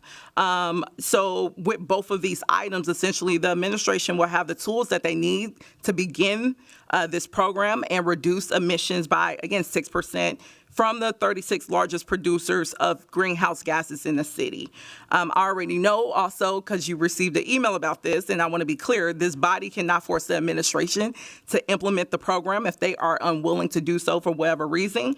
But we can make sure that they have all the budgetary and legislative tools they need to take bold action on carbon reduction and to do so in a way that makes polluters pay for needed mitigation measures instead of our residents. So with that, I will motion for those two items. Second. Councilmember Wansley has moved to amend the fee schedule and with two separate fees, one for TNC, one for PCAR. It's been seconded by Vice President Chugtai. Is there any discussion? Councilmember Palmisano. Thank you, Mr. Chair. I'd like to speak to the PCAR portion of this amendment. I appreciate the change to the TNCs. Well done. I'm all for making polluters pay more and reduce carbon dioxide emissions, no question. I also want to make sure we are protecting ourselves as a city and doing this the correct way. I understand Director Pat Hanlon is in the audience and available to answer questions. And Mr. Chair, I'd like to hear what the Health Department's progress and future plans are with PCAR, because as Councilmember Wansley said, we cannot make them implement these fees. I'm curious if Health has requested this fee assessment and if they're ready to move forward with these fees or not. Councilmember Palmisano has requested information from staff. Mr. Hanlon, did you want to speak?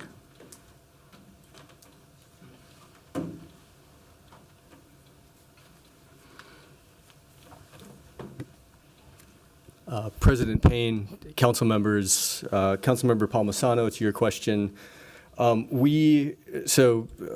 think it's helpful to put this into context, is that we had, looking at how we're going to address climate change in Minneapolis, we looked at PCAR as one of those tools, the pollution control annual registration, and then we also looked at franchise fee, and we've been looking at those as a package of tools and how we can address climate change.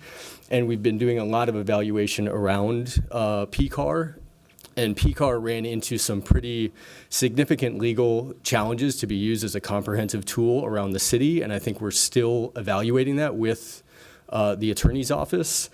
The legislative directive that was brought forward by Councilmember Wansley to us on item number 2 in terms of the fees said evaluate additional pollutants that could be added to the 2026 PCAR schedule, and that's the plan that we have in the health department, is to bring this forward both in terms of resource requests and in terms of the fee schedule changes. I think there's a lot of evaluation that still needs to be done with this. Because our plan was to bring forward the PCAR changes in 2026, we have not notified any of these facilities or any of the people that are impacted that are facilities, large manufacturing facilities, but also there's schools in there, the vet's home is in there. So there's a whole list of folks that usually when we're bringing forward these kinds of changes, we like to sit down with stakeholders and get engagement and feedback from them in terms of how these fees might impact them, or just to know that these fees are coming. And so that's typically the process that we have, and the plan for us to do that is to bring forward the PCAR recommendations to the fee schedule in 2026. And we appreciate the legislative directive that was brought forward by Wansley to help, Councilmember Wansley, to help pull all of this information together and to bring our staff together who has been working for a long time on using this tool to address climate change. Mr. Chair, thank you for allowing that explanation. I really appreciate that, so thank you. I also think that we shouldn't be moving ahead faster than what staff are able and willing to do, particularly in notifying some of the people impacted by these fees. I'm curious legally if we could be rooted in the requirement of a fee assessment. And to that question, it's more of a city attorney's question. If she doesn't want to opine on it up here, that's fine. But to me, I think it's important that we not overstep this too fast. I will first recognize Councilmember Wansley. Thank you, President Payne.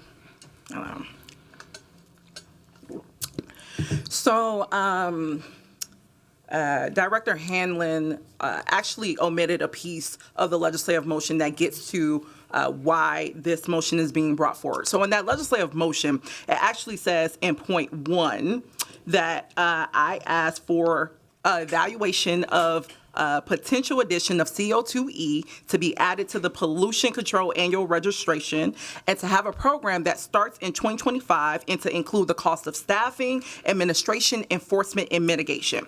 There's a 16-page report that the Sustainability Office authored with policy and research, and on page 3 and 4, staff actually lays out what is needed in order to cover the cost of enforcing this program. So they laid out what's exactly needed, the fee as well as the staffing allocations, which they recommend a pricing amount for that, $180,000. All of this is in limbs. This builds upon the original legislative directive that I brought forward in July of 2023, where we literally asked for, number 4, recommendations on the addition of any pollutants currently not on the PCAR list, including carbon dioxide. And then literally on slide 19 of the legislative directive presentation, it lays out, absolutely, enforcement and mitigation should be further defined, and we should look at evaluating the potential of adding a CO2 PCAR program for 2025. So all of the legislative work has happened for almost 2 years now to build up for the case for this motion. I don't understand, why administration would not want to enact it when it's very clear carbon dioxide and greenhouse gases is a substantial threat that we should be looking to address within our climate change realities. But also, as city attorneys know, the administration is within their discretion to decide to not administer this program or not. But regardless, on the council side, the legislative work has been done in collaboration with the administration to justify that this program can be implemented should they choose to. And we're more than happy on this council side to give them the resources needed to enact this. So I just wanted to provide some clarification because that part was omitted, but the legislative motion explicitly asked for a 2025 recommendation for this very addition of this particular pollutant. Madam City Attorney, did you want to speak to this?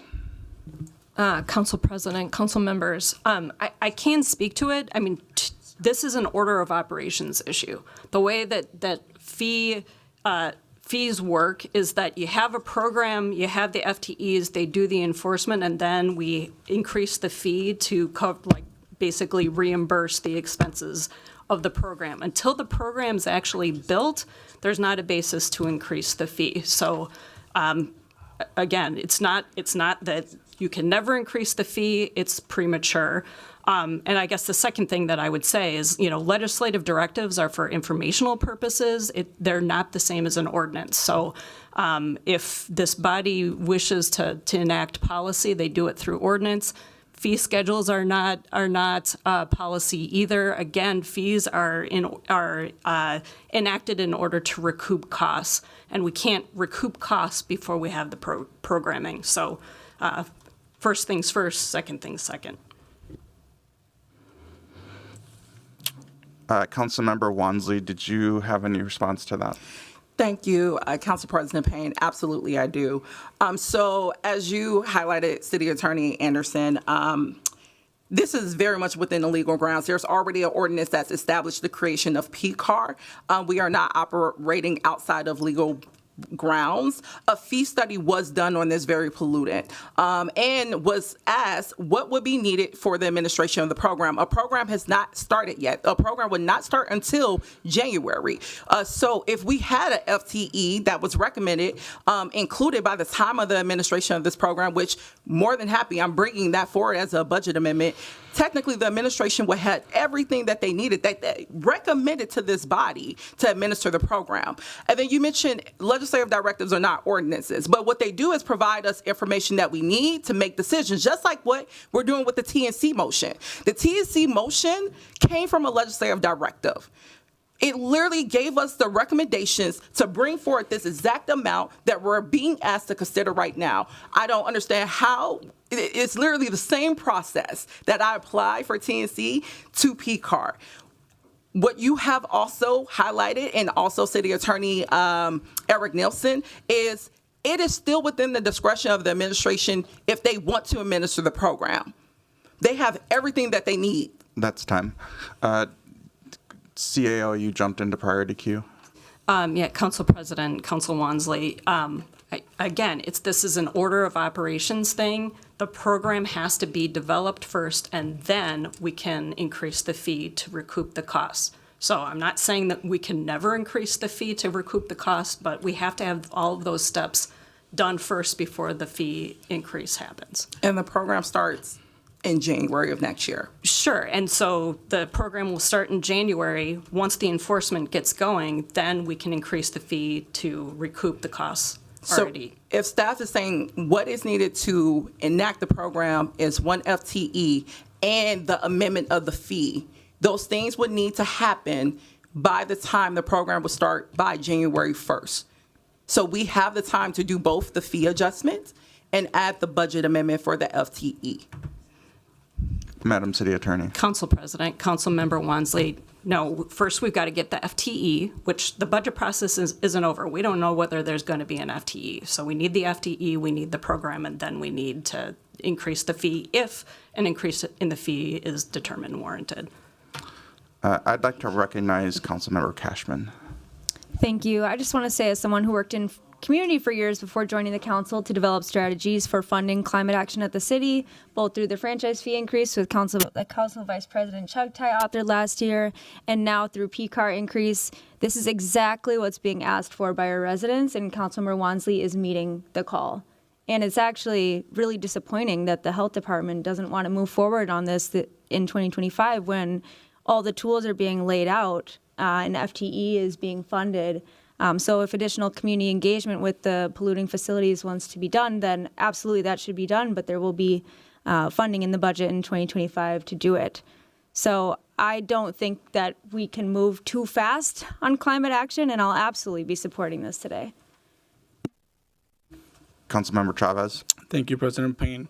We're in a climate emergency, and we're staring at potential deficits, and I think this is pragmatic. I think this is smart. I think the work that Councilmember Wansley has been doing for many years on this issue is actually the best way to save city resources in the future. I think it's just a smart thing to do. I'm very supportive of it. I'm very proud that she has been pushing this needle day in and day out, making sure that our residents know how we can address this climate emergency. And she has never given up. She has continued to push, and she's doing what she can as a council member under her authority. I think this is smart. I think this is the right way to go. I'm proud to support it. If we're not having issues and if there was no engagement with Uber, Lyft, and other TNC companies on the first motion, why is there concerns about engagement on the second one? That feels a little hypocritical. So I'll be supporting both. Councilmember Ellison. I'll be supporting the motion, but I am more concerned with this order of operations question, and I would love maybe follow up, not in this meeting here, more clarity on that. It is not uncommon for programs to be created that still need staff. I'm thinking of right to counsel and a few other ordinances that get passed that need staff capacity or need program capacity. Even the city's oh my God, I'm blanking on the name of the program, but the emergency, when people need to move out of their unit quickly, we established that ordinance before there was, say again? Yeah, renter relocation assistance. Thank you. I don't know why I was spacing on that. But renter relocation assistance, the ordinance was created before there was a funding source for it. And so I'm concerned about the order of operations question, mostly because we know that when you have changes to the rules, that is often what can generate the need for staff. And when you're trying to ask for FTEs or get staff for a program that wholesale is not needed because the program or the rule change hasn't occurred, that can often be more difficult to justify. And so, again, we can have this conversation offline, but I've seen a lot of precedent for council to pass an ordinance before there's funding, before there's staff, and that goes before my time in office even. So I just wanted to lay that out, to state that. Councilmember Jenkins. Thank you, President Payne. And I just wanted to give Director Hanlon an opportunity to address some of the issues. He seems like he is wanting to speak. So is that possible, Mr. President? Mr. Hanlon, I don't know if you want to necessarily be ping-ponged in this discussion amongst legislators, but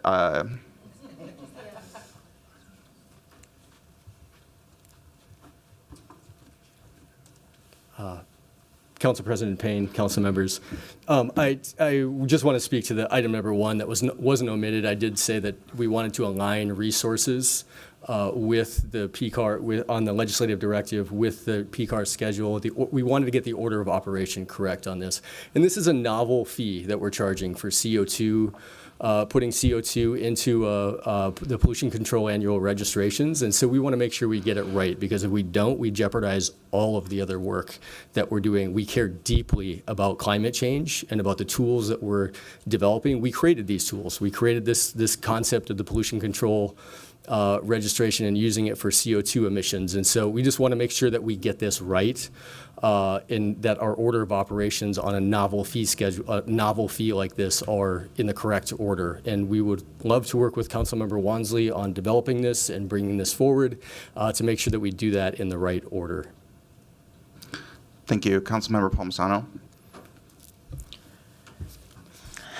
Mr. Chair, point of order. I had over 3 minutes left in my time the first time, and I was cut off, and then the next person in queue went well over their time limit. So I thought you were going to come back to me, but I got back in queue.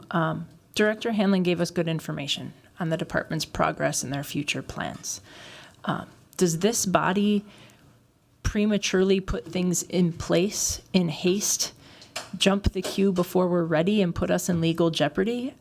I hope not. I think that's unwise. By approving increases to fees before we have FTEs being adopted in the budget, in this case, not in every case, not in ordinances, but in this case, the city runs the risk of raising revenue in excess of the cost of enforcement, and we cannot do that. So I'm excited for this too. I think a way to show our enthusiasm is by supporting the work going on, and that's part of why I cannot support this part of this amendment today. I see Madam City Attorney in priority queue. Council President, Councilmember Ellison, I just wanted to kind of go back to the point that you were making. This is distinct because we're actually charging a fee, right? And so the fee always has to be in the context of recoupment, very different from an ordinance. Vice President Chugtai. Thank you, Mr. President. I actually wanted to speak to a comment made earlier, I believe, by Councilmember Palmisano, just in her comments before the city attorney, related to how an increase, if you get a fee wrong, there's legal risk that's created by that. And I just want to take us back in time to last year, when in the then Public Works and Infrastructure Committee, Public Works staff actually came forward and told us they'd increased these fees on sidewalk obstruction permits, and it was adjusted, based on inflation hadn't been changed in 20 years. There's excellent justification for why they increased or recommended to us, and then we ultimately approved an increase to those fees. And they actually came back to us and they said, oh, just as it turns out, we got it wrong, and we've created massive legal risk for the city because we've been charging a bunch of people way more money than we should have been, and so sorry, we need you to fix that. So I just, things, just because a council member is initiating a change to the license fee schedule that she has outlined, the amount of work that's gone into coming up with this number over and over and over again. She's done that in her comments, in communication with colleagues via email. And work that's been done in committee over 2 years, it doesn't automatically mean that she's got it wrong, even though just in the last couple of years, the one example of a time when we actually had to change fees when someone got it wrong was initiated by staff. So it was the fix, and we all spoke about it with a lot of grace, and it was really wonderful, actually. Like when we had that committee discussion last year, we all talked about how it's good for us to admit when we make mistakes and fix them, and that's the type of culture we want to create, certainly. But I just wanted to remind us of the one time we have actually had to make this type of adjustment. And then I'll end with just mentioning, I'm really supportive of both of these adjustments to the fee schedule that are authored by Councilmember Wansley and then by Council Members Wansley, Chavez, and Osman. And then particularly on the PCAR adjustment, wanted to thank Councilmember Wansley for her diligent work over the last 2.5, coming up on 3 years now, on the PCAR fees, the pollution control annual registration work. Thank you, Mr. President. Councilmember Chowdhury. Thank you, Mr. President. I appreciate the author bringing forward these motions, and Councilmember Wansley, thank you for all of your work on this. I just had a quick question on the point that was made about this not having to be administered if staff so chooses. I was wondering if I could get a little bit of clarity of what that means. It's just unfamiliar to me that like sometimes we can pass things and then staff can choose not to implement. So if there's clarity from you as an author or our city attorneys, that would be really valuable for me. Councilmember Wansley, would you like to answer that question? Absolutely. So I am reciting the legal advice that was provided to me by the CAO's office in terms of just because we amend the schedule does not mean that the administration has to enact it.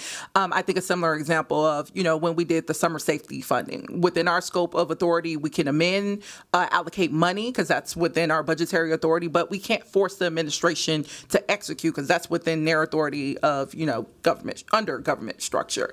Of course, I think we would love to see the administration work in alignment with us when we're providing them the tools like budgetary tools through FTEs, as well as, the legislative changes like a fee schedule amendment to do in advance work around, climate change. And we have the opportunity to do this with PCARD today. But I am just reciting the information that was provided to me by the CAO's office. Madam City Attorney, did you want to add? Council President, Councilmember Chowdhury. So there's a sort of a few different things. Again, legislative directives are informational. It doesn't compel anything other than giving the information. Fee schedules, again, don't compel. And frankly, if the administration determines that the fee is not legally supported, then they won't charge it.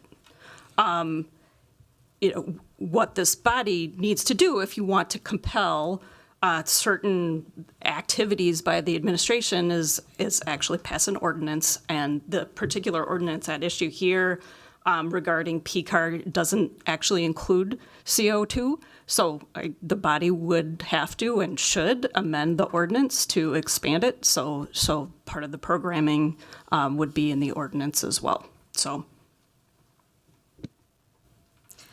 Thank you. That's helpful. I guess my understanding then is like the ordinance is the piece that needs to be included here. And I guess at first it didn't make sense to me because we're being asked to pass an entire fee schedule, and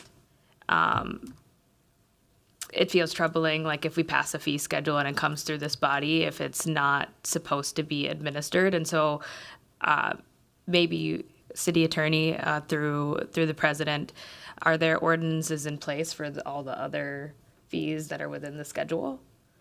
Madam City Attorney. Council President, Councilmember Chowdhury, I can't speak to that off the top of my head. I think so, but I can't tell you for absolute positive. My point to this is if the body has the will that CO2 be added to the PCAR program, it should be added to the ordinance. Even if it's added to the ordinance, however, we can't just charge a fee that's not supported by the expenditures to administer the program. So, so in order to do all of this all really should be part of a comprehensive package, as Director Hanlon has pointed out. Thank you. I'll just say it still continues to not make sense to me why we would be able to pass a fee schedule and have it not be required to be administered by our city staff. And it's troubling that we've had other cases of that. I am supportive of this amendment. If that's the case, then there is time for work to be continued. And I think if we take a look at the joint report, it makes it very clear as to the costs on the city over time and the CO2 emissions on how we got to the 452 number. So looking at that adds a lot of clarity for me, and I'm supportive of it. But I would really like to see some administrative follow-up around this question of not having a requirement to implement a fee schedule once we move it through this process. And if other fees are governed by separate ordinances. And I added myself to queue, but I see City Attorney. Are you still in queue? All right. Madam City Attorney. Sure, Council President, council members, Clerk Carl reminded me of a point that I hadn't fleshed out for the body. State law is actually the source of what allows for us to charge fees. And under state law, again, the fee needs to actually be supported by the expenditures. So again, cart before the horse, and it's not just a function of city ordinance, it's a function of state law as well. Thank you. I'll first call on Vice President Chuck Tai. Thank you, Mr. President. I actually had a couple of questions for the author, and I wonder if she would be willing to answer them. Go ahead. Thank you, Mr. President. Councilmember Wansley, I feel as though I have a memory that you worked on a potential change to the PCAR ordinance back in maybe 2022. Is that accurate? Councilmember Wansley. Thank you. I do believe we did a notice, but also I want to highlight we've worked in conjunction with the Sustainability Department every step of the way. And their recommendations have been consistently, again, we need to amend the fee, look at what enforcement of the program will entail through FCE costs, and that's why we brought forward the legislative directive to codify that. In that legislative directive, in the report including it mentions nothing about ordinance changes, and I'm actually looking at the PCAR language in our codes, similar to like other fees. It does not have to include every pollutant that we include in our fee schedule. It references that a fee schedule is part of the code, but I've never heard up until today where an ordinance change required like the addition of CO2e before. So we've literally followed the recommendations from the administration this every step of the way. Excellent. Thank you. That answers my question. Thank you, Mr. President. Thank you, Vice President Chuck Tai. I added myself to queue just to reflect on this new government structure has created some complexity around this topic specifically. I was having a historical conversation with the city clerk yesterday around how administrative fees used to be published so that the public knew very transparently what these fees were. At some time, even prior to the current city clerk, I think that was pulled down. I'm not sure the timing on it, but I think this belies a greater body of work around transparency as it relates to these administrative fees. And, if I were in the executive or we had the authority to dictate day-to-day operations, I would suggest that we hire this staff immediately because of the urgency of the climate crisis. And we would want to make sure that we had a cost capture in place to do that. And there's a bit of a chicken or egg problem that we're running into right now. And just like our conversation about quarterly reports, these are snapshots in time. We actually don't know what our cost capture ratio is until we close out the books every year. And so as we move forward with the urgency that we have around climate action, we're going to probably recognize that we don't have sufficient fee schedule to capture the costs associated with this body of work. And so, I think in a perfect world, we would have the authority to say, hire this staff immediately to start this program now. That's not in our authority, but we do want to make sure that the administration has the resources they need to make those types of decisions. And that's why I'm supporting this. Councilmember Cashman. Thank you, Mr. President. I do have one more question, maybe for City Attorney. It's on the timing of amending the fee schedule. Does it always happen this time of year, and can it happen throughout the year as well? Madam City Attorney, did you want to speak to that? Council President, Councilmember Cashman, my understanding is that there is a regular update to the fee schedule, but yes, fee schedules can be amended later in time. Also wanted to go back to Councilmember Chowdhury's question about whether the fees on Councilmember Osmond's schedule relate back to ordinance, and the answer is it does. My staff let me know that while you all were talking. Councilmember Cashman, does that answer your question? Yeah, I think Council Vice President also gave an example of a fee being amended mid-year. So I think that for the purposes of this work, that there's always the opportunity to continue amending it if the cost of the implementation of this program changes. Is that correct? Madam City Attorney? Council President, Councilmember Cashman, I think the point is that right now, based on the information that we have, the fee proposed is not justified. So we shouldn't be charging a fee that's not justified. If later on in the year the program stood up and we determined the amount of fee, at that point in time, the fee schedule can be amended to include the fee. Mm-hmm. But the fee won't be charged until January 25th, correct? That's true, but I'm saying, like, at this point, based on what we know, as of that date in January, there is not a basis to charge this level of fee. Councilmember Vita.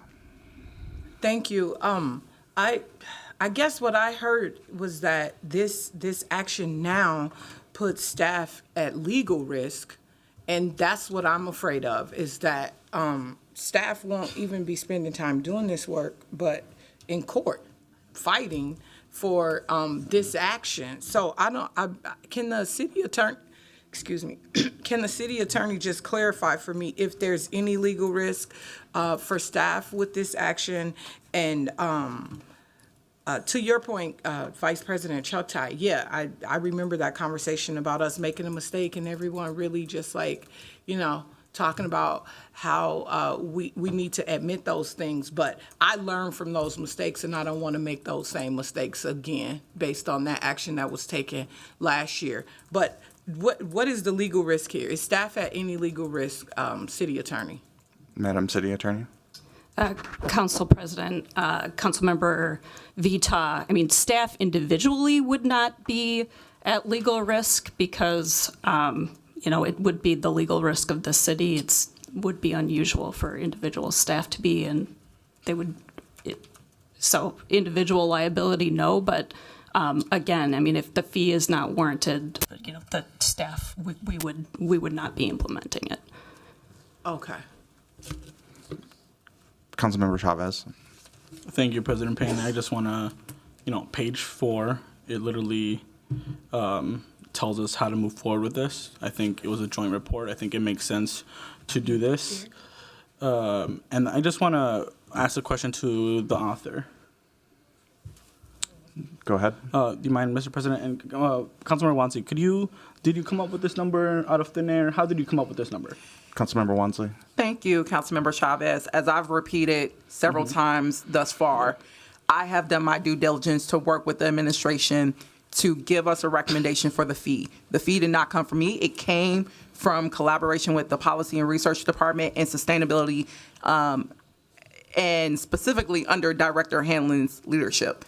So we got this fee recommendation from the subject matter experts. They also noted it would take 1 FTE to administer the program, which if we provide both the fee changes that was recommended for this amount as well as the FTE by January 1st, the administration or health and sustainability will have everything that they need to administer this program if they decide to.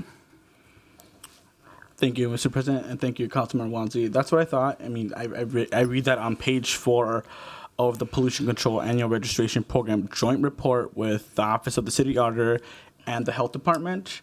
The reason I ask is because I think the public needs to know that this is literally on page 4. It talks about it. I don't know what the issue is here. I don't know what the concern is here. I think that, one, I'm sorry that you are experiencing this. You have done your due diligence, especially as a woman of color in this body, particularly. You always have to show yourself and prove yourself, but you have done your work, and I am proud to support this today, and I think it's just time to vote. And with that, I see no one else in queue. I will ask the clerk to call the roll on the Wansley amendments to the fee schedule. Councilmember Rainville. No. Councilmember Chavez. Aye. Councilmember Vita. No. Councilmember Ellison. Aye. Councilmember Koski. Aye.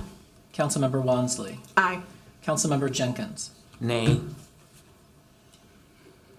Councilmember Palmisano. No. Councilmember Chowdhury. Aye. Councilmember Cashman. Aye. Councilmember Osman. Aye. Vice President Chugtai. Aye. President Payne. Aye. There are 9 ayes and 4 nays. That carries, and those amendments are adopted. Next, we will take up the underlying fee schedule that was moved by Councilmember Osman with the amendments, the technical amendments listed on the printout before you. I see Councilmember Ellison in queue from earlier. Do you still want to speak to this item? Yeah, I just wanted to speak in support of the overall fee schedule, but I know there's a lot of content on here, but I wanted to specifically name animal control. Every single year, animal control is trying to figure out how to make it easier for our residents to be in compliance, to adopt, to do a number of things. And so Tony Shandell and the team down there are just tremendous. And I just wanted to, I know there's a lot to highlight and talk about with the fee schedule, but I just wanted to highlight the great work that continues to come out of animal control every single year.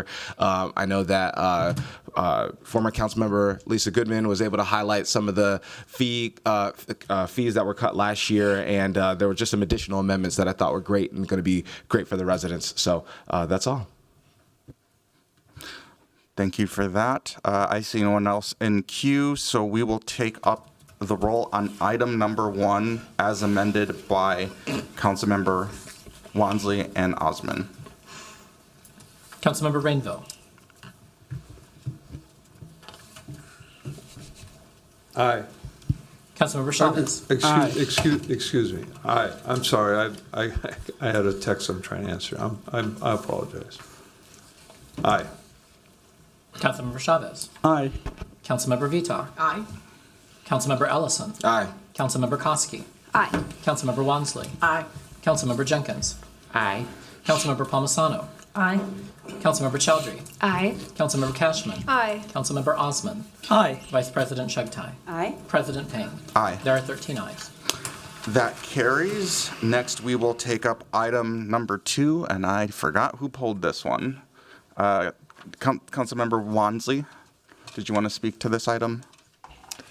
Thank you, President Payne. I know this has been a conversation that we've had amongst, this body in terms of how is this, how is council positioned to support public education, public schools, as opposed to also charter schools that we know undermines the vitality of our public schools, and the bonds that we provide to charter schools has been an ongoing topic. I know last term we received advice from our city attorneys when this was further, interrogated around what if we voted against these bonds, what would happen? And I know at that time we learned that these bonds could be issued from any entity. The school could go and request bonds from the county or from the state, and that essentially there wouldn't be a disastrous outcome in not supporting these bonds. But again, as we're thinking about the overall distress that our public schools, specifically Minneapolis public schools, is enduring right now with also its own respective growing deficit, I think is, within our values, and also within our, efforts to look at how we can show up for supporting our public schools and public education.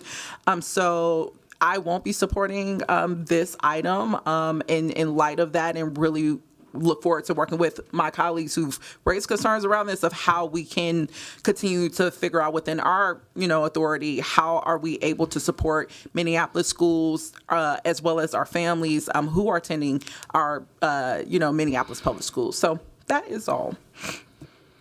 Councilmember Ellison. I 100% am in agreement with everything that Councilmember Wansley said, but I don't want to be in the business of issuing these bonds. We've seen reports recently about sort of the general state of charter schools in our city and state. That's not to speak to this specific charter school. I don't have information on them. I don't want to issue the bonds, but I don't want to pay for them either. And Wondering if staff could give us a little bit of an overview, a little bit of a refresher. It's been a while since I've talked about this issue or about how these work and if these were to be issued elsewhere. I know that there's the potential that we end up sort of paying for these bonds if we're not the issuer. Is that correct, or am I misremembering that? Director Hansen, would you like to speak to that question? Yes, sir.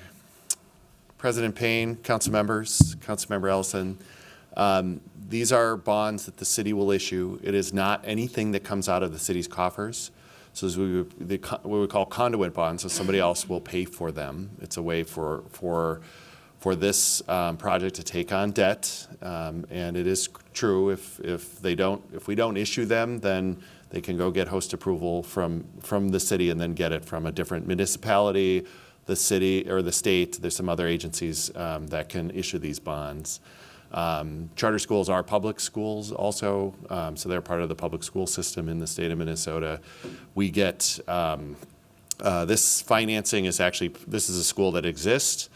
They're coming to the end of some financing that comes due at the end of November. Some new markets tax credits were used to capitalize this originally, and this would be refunding those bonds and that funding stream and then reestablishing it, and then the city gets a de minimis amount of fees on a semi-regular basis, around $50,000 a year, to administer the regulatory component of it. But as far as the cash that comes out of our pockets, that is just the staff time to put this deal together. Thank you. I think that's it for the questions. Thank you for the refresher about how these break down and work. I'm excited to continue to stand in solidarity with my colleagues as we move forward and what's our relationship with charter schools writ large. I do think I'll probably end up supporting this today, this specific item today, but I think that the overall conversation is warranted and necessary for us to have as a city to figure out how are we equipping our public school system to succeed and operate at its highest order, and how do we make sure that the broader charter conversation doesn't continue to undermine public education. So that's all. Councilmember Osmond. Thank you, Council President. I just want to make a comment that these items, came through many times in our committee. And I remember 4 years ago, we were having the same conversation. Charter schools work for our communities. There are large minority communities that attend these schools. And as a director mentioned, that this is part of the public schools. And yes, we do continue to support Minneapolis public schools, but at the same time also alternative schools and schools that work for some communities are really important. So I appreciate the staff for their work, and I'm 100% going to support this item. Thank you. Councilmember Jenkins. Thank you, President Payne. I won't belabor the point, but I do want to just echo Councilmember Osmond's sentiments that we need, and this seems to be a sort of a philosophical conversation. Do we only rely on public schools, which it has been noted that these charter schools are a part of our public school education? However, we need public schools, and we need other options for our young people to learn. And so I will be supporting this today. I do have specific relationships and understanding of Hiawatha academies. They service primarily young kids of color, many Somali kids, many Latino kids, and so I think they provide an option for parents who have some serious misgivings about the Minneapolis public school system. Should we continue to try to support the Minneapolis public school system? Absolutely. And we should have other options for young people and parents as well. Thank you. Councilmember Wansley. Thank you, Council President Payne. I did want to provide some clarification around, because I did make the comment around, charter schools essentially making it seem as if they're not public. They are public, but we also want to acknowledge the fact that they are public to the extent that they also have a board of directors, in which no other public school has. They have a board of directors that often do include outside entities or also, different interests. And we've seen in the news repeatedly how that has led to some precarious positions for charter schools as well. So I think it is important to highlight there is a whole different governing system when it comes to charter schools as it compares to public education, and that it is critical that we do show up for our public schools. I hear on this dais, yes, people sound like they're very much pro-choice or school choice, and that's why I said I'm more than happy to work with any colleagues that want to do legislative directives that dives into how school choice also has not supported or addressed the deep racial inequities within our public education system or education system. But this is the one limited action we can take to at least show, again, we're doing everything that we can to support our fellow public institutions. Vice President Chugtai. Thank you, Mr. President. I just actually wanted to add to the point that Councilmember Wansley just made. Certainly, charter schools are considered a part of the public education ecosystem by the state, but the difference being that there are elected school boards that oversee public schools, and there are private entities that don't have that state that same type of public oversight, and that's like the primary difference here between those two types of schools. Thank you for those comments, and I added myself to queue. I actually want to uplift Councilmember Jenkins' comments that there is a bit of a philosophical thing here, and it is just my belief that we need to get public schools right. Charter schools, I think, emerged in the state of Minnesota. We're like the innovator of this concept. And it was a response to our public school system maybe not meeting the needs of every family. It is my belief that we need to use these tools called democracy, where we elect school boards that can do more targeted ways of supporting families. And I think that we have the tools to do that through the democratic process. I think that charter schools kind of has a slight removal from that democratic process, to Councilmember Wansley's point that these are board members who we don't actually have a lot of transparency about who they are, what their credentials are, how you get on the board. And for me, this is just a structural thing that, one day it's charter schools, the next day it's school vouchers, and it ultimately is, from a structural perspective, taking away enrollment from our district schools. And that leads to a spiral of financial collapse, which we're actually seeing play out right now. And I think that, City Council doesn't have a direct role in school funding. We know that, but we do have an influence on programs such as Stable Homes, Stable Schools, our school-based clinics. Those are funded through city programs. These bonds, again, are a bit tangential, but it is a structural thing that supports the existence of a system that I think is a race to the bottom when it comes to diluting enrollment in any one school, charter or district. And so I think that we need to be thoughtful about that. That's why I have consistently voted against these, because I don't think it is really getting at some of the structural needs that we need to support families in Minnesota, or at least in Minneapolis. So I see no one else in queue. With that, I will ask the clerk to call the roll on item number 2. Councilmember Rainville. Aye. Councilmember Chavez. No. Councilmember Vito. Aye. Councilmember Ellison. Aye. Councilmember Koski. Aye. Councilmember Wansley. Nay. Councilmember Jenkins. Aye. Councilmember Palmisano. Aye. Councilmember Chowdhury. Nay. Councilmember Cashman. Nay. Councilmember Osman. Aye. Vice President Chugtai. No. President Payne. Nay. There are 7 ayes and 6 nays. That item carries. Next, we will take up item number 13. And that was pulled by Councilmember Palmisano. Mr. Chair, first, do I have an equal amount of time to others on this body? You certainly do. Thank you. I just wanted to know before I start. Yeah, let me know if you want to ask a question of the city attorney and whether or not you'd want to get back into queue after that. I don't have any comments for anybody. Okay. I'm glad the state put this enabling legislation in place for recuperative care facilities. There's significant progress done, and these kinds of recuperative facilities exist in our space, have existed in my ward, and I've responded to inquiries about these kinds of facilities for years. The ones in my ward are typically in retrofitted duplexes. One of the big challenges of them, transit is really hard. Transit is really hard for the people in and out of these kinds of facilities, and particularly around the edges of our city, like my ward.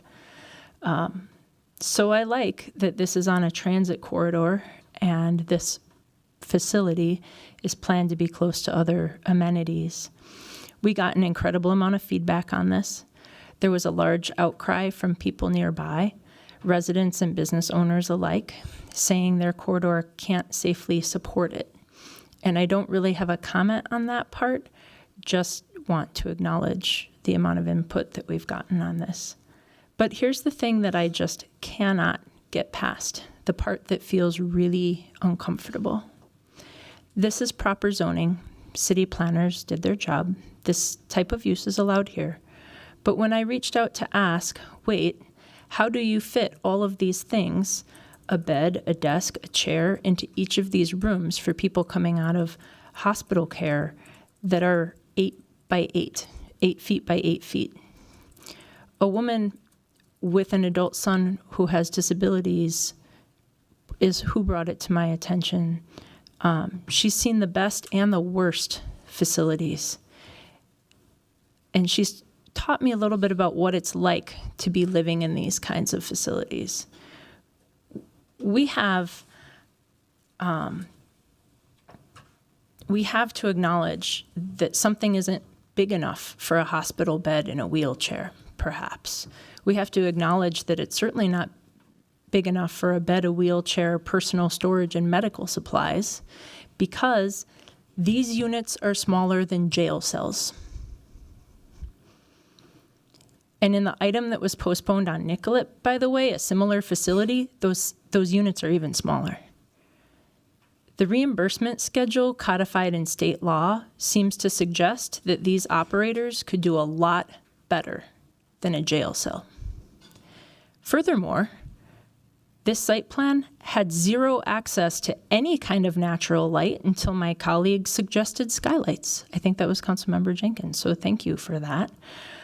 So I also reached out to code compliance.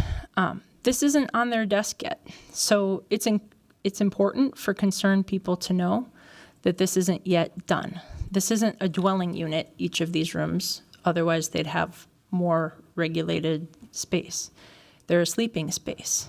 There's other things, though, like fire code and other things that might be needed, and the state hasn't even gotten in and legislated that part of these kinds of facilities. So I will need to take comfort in the fact that our code enforcers on the inside of this site plan are still going to need to look at it. There might still be a lot of changes on the inside of this building. But I cannot see this space supporting 24 individual units like this. It's outrageous. It feels like we're setting up a disaster, and I absolutely urge them to do better. Councilmember Chavez. Thank you, Council President Payne. I need to acknowledge, I think Councilmember Palmisano has made a comment twice now about you potentially having given her less time to speak on the dais. You don't control the timing. The timing is set by the clerks. I just wanted to mention that because Councilmember Palmisano also accused me of getting her off queue in PHS. I don't control the queue in PHS either. And I just want to make it clear that, like, to the public, the president does not set the timer. That is done by the clerks. Chairs cannot remove people, or those comments need to be acknowledged. And I don't want the public to think that the president is doing something intentionally, and that's just unfair. And I wanted to make sure to call it out. I appreciate that. I'll also acknowledge that I interpreted Palmisano to be complete in her questions when I handed the cue off back to the city attorney. So When there was 3 minutes and 24 seconds left, Councilmember Chavez. Accused me with the same thing in the move on. past. Let's all move on. Let's all move on. I appreciate both of you trying to keep this meeting moving in an efficient way. Councilmember Chowdhury. Thank you, Mr. President. I just wanted to take a moment to also acknowledge all of the public comment that we received on this item. Lots of public comment at the Planning Commission, lots of public comment in the Biz Committee. And I wanted to just appreciate that the work that was done out of the committee on the conditions that were added.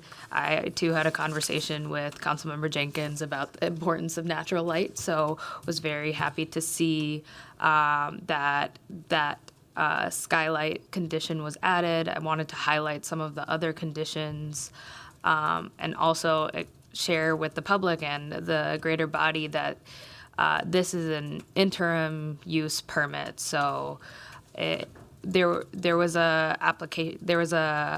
application for a use permit that was pulled, and then this applicant came for temporary, I think up to 5 years, and so that's set to expire on September 24th. And the other conditions that were proposed is the applicant shall have like a smoking area located at least 30 feet away from the adjacent property that was really responsive to community feedback. The surface parking lot shall be screened on the north and west sides with screening that's at least 3 feet tall, at least 60% opaque to comply with Chapter 550, Article 5, Site Plan Review. The facility shall maintain a 1:8 ratio for both security and nursing staff. The applicant shall appoint a community liaison officer who will serve as a primary contact for local businesses and residents, and contact information for said officer shall be posted in the area visible to the public. And I think this applicant, compared to other applicants, really worked with our committee and the community to go to extra lengths to be accepting towards these conditions, especially as there were concerns around security, and I'll kind of speak to that. One of the unfortunate things that came out of the public hearing is there was a lot of unfortunate rhetoric dehumanizing unhoused people in our community, really aimed at them, even if the clients that are coming to this recuperative care actually may not identify as unhoused.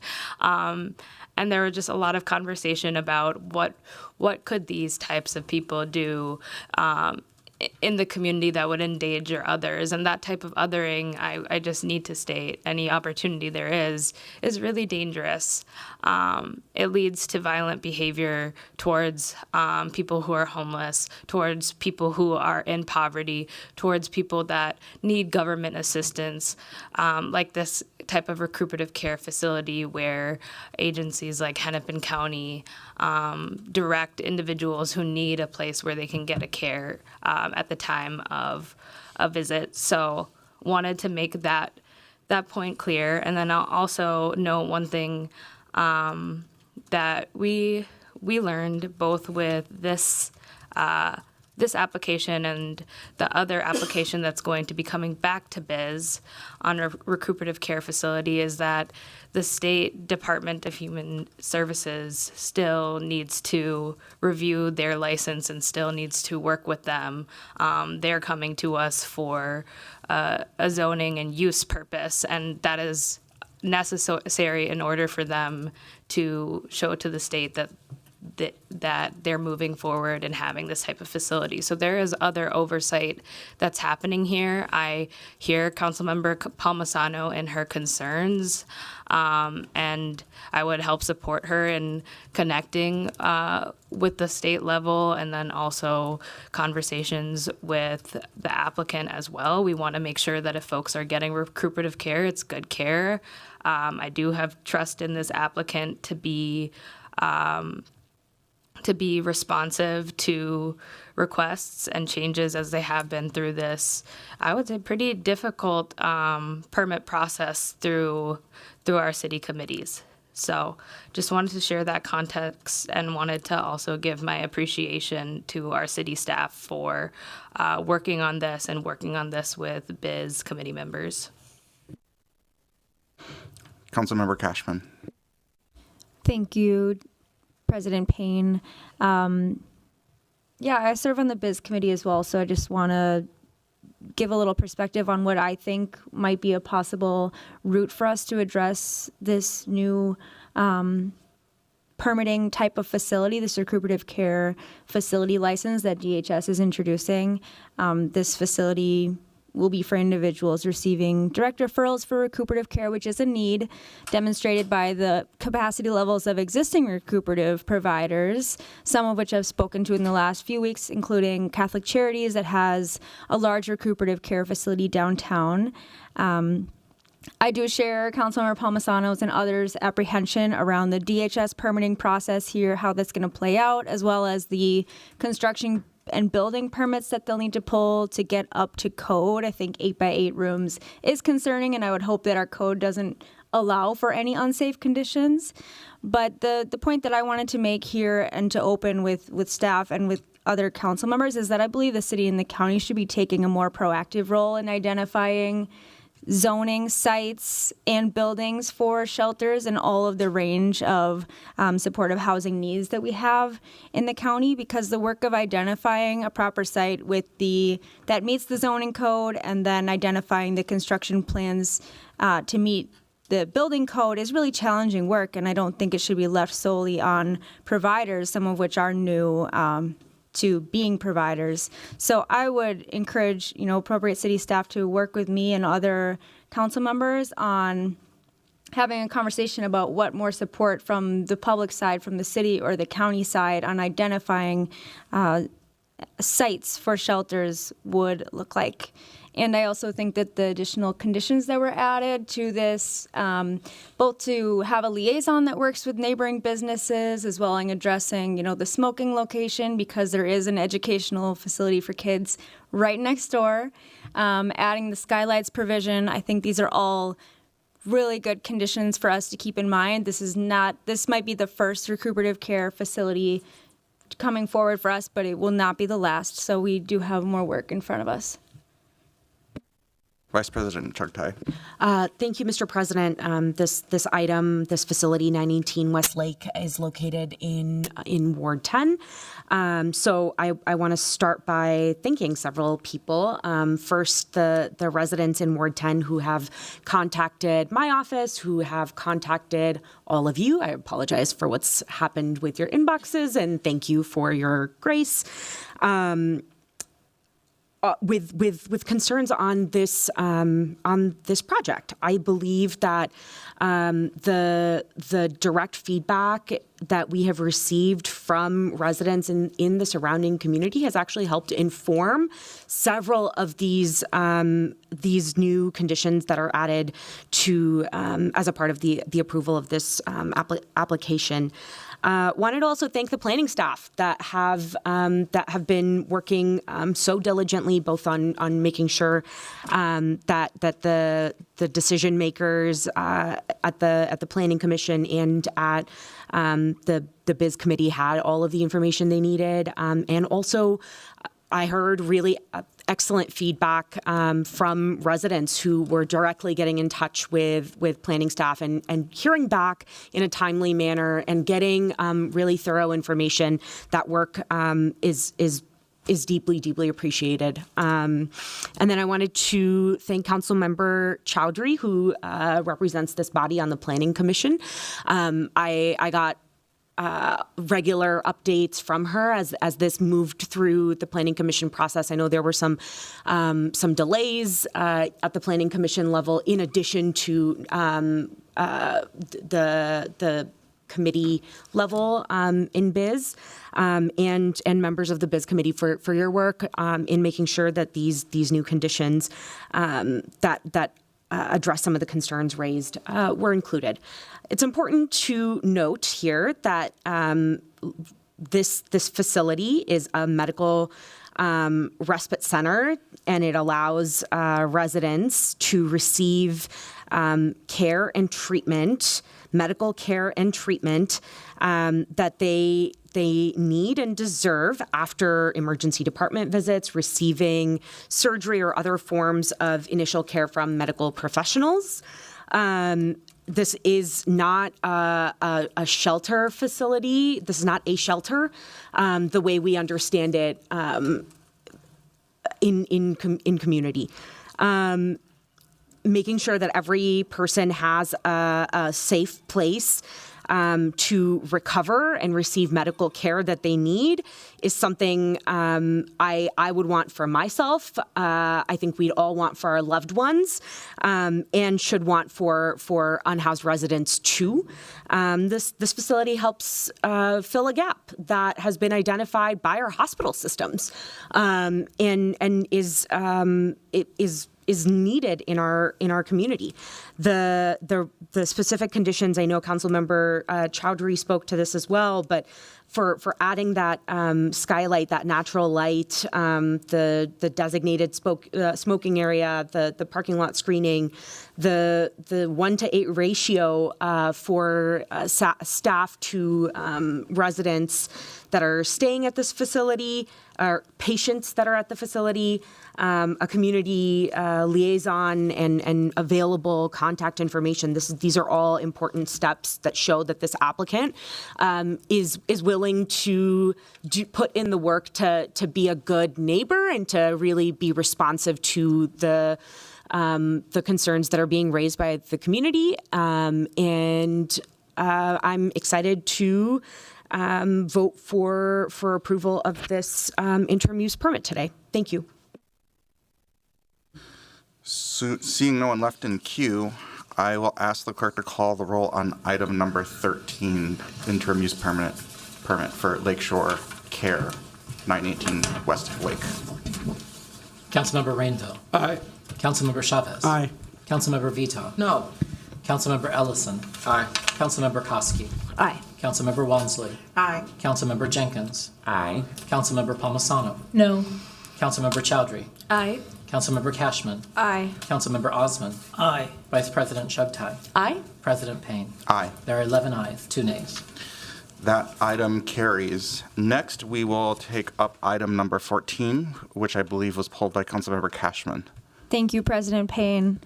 I'm certain we're going to get through the biz agenda at some point. Thank you all for indulging me to talk about this, because this High Five tobacco license, it really does impact the Loring Park community, and because what I've learned throughout this process, it might be impacting your wards as well.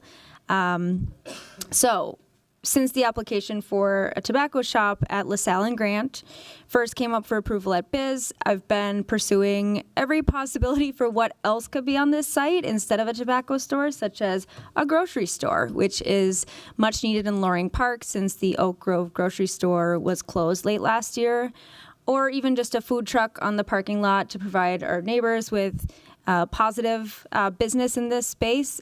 And I've been met with barriers every step of the way because of the building owner and also the downtown zoning on this site. So I learned that the applicant, High Five Tobacco, this business owner, originally wanted to open a grocery store at this location, but 7-Eleven, which also owns Super America and Speedway and has a lease on this site, has a non-compete policy that prevents this, even though there's not another 7-Eleven, Super America, or Speedway in this neighborhood. 7-Eleven still leases this building from Income Realty Inc. LLC, based out of California. So this is what happens when out-of-state and negligent building owners speculate and prevent positive community beneficial uses in our neighborhoods. So I just want to share how frustrated I am about a non-compete agreement existing on a building that a gas station company is speculating on in Loring Park. I respect and appreciate the applicant's interest in investing in Loring Park, and I've had some positive conversations with him. He's going to work really hard to meet all the conditions set forward by business and licensing and the safety plan that Precinct 1 police officers have signed off on. But it just can't be ignored that this former Speedway location has been the epicenter of neighborhood trauma for years, and the context in which the applicant is opening up a new tobacco shop needs to be fully recognized. My neighbors reached out to me with so much concern and fear about whether drug sales and gun sales would start again on this site because it's currently fenced off. And I just want to share for my community that the city does not own this site, nor is it the leaseholder. We do not control what business is allowed to lease or sublease this space. The building is zoned as Downtown 1, which means that the tobacco store business license is legally allowed. The rules around a mandated distance from other tobacco shops or schools does not apply, and we have Emerson Elementary just around the corner. We cannot penalize a new business owner for the actions of the previous one, so there's no legal action that we could take, and the city does not have a legal basis to deny the business application, given that High Five is in line with what's allowed under city zoning and policy for this location.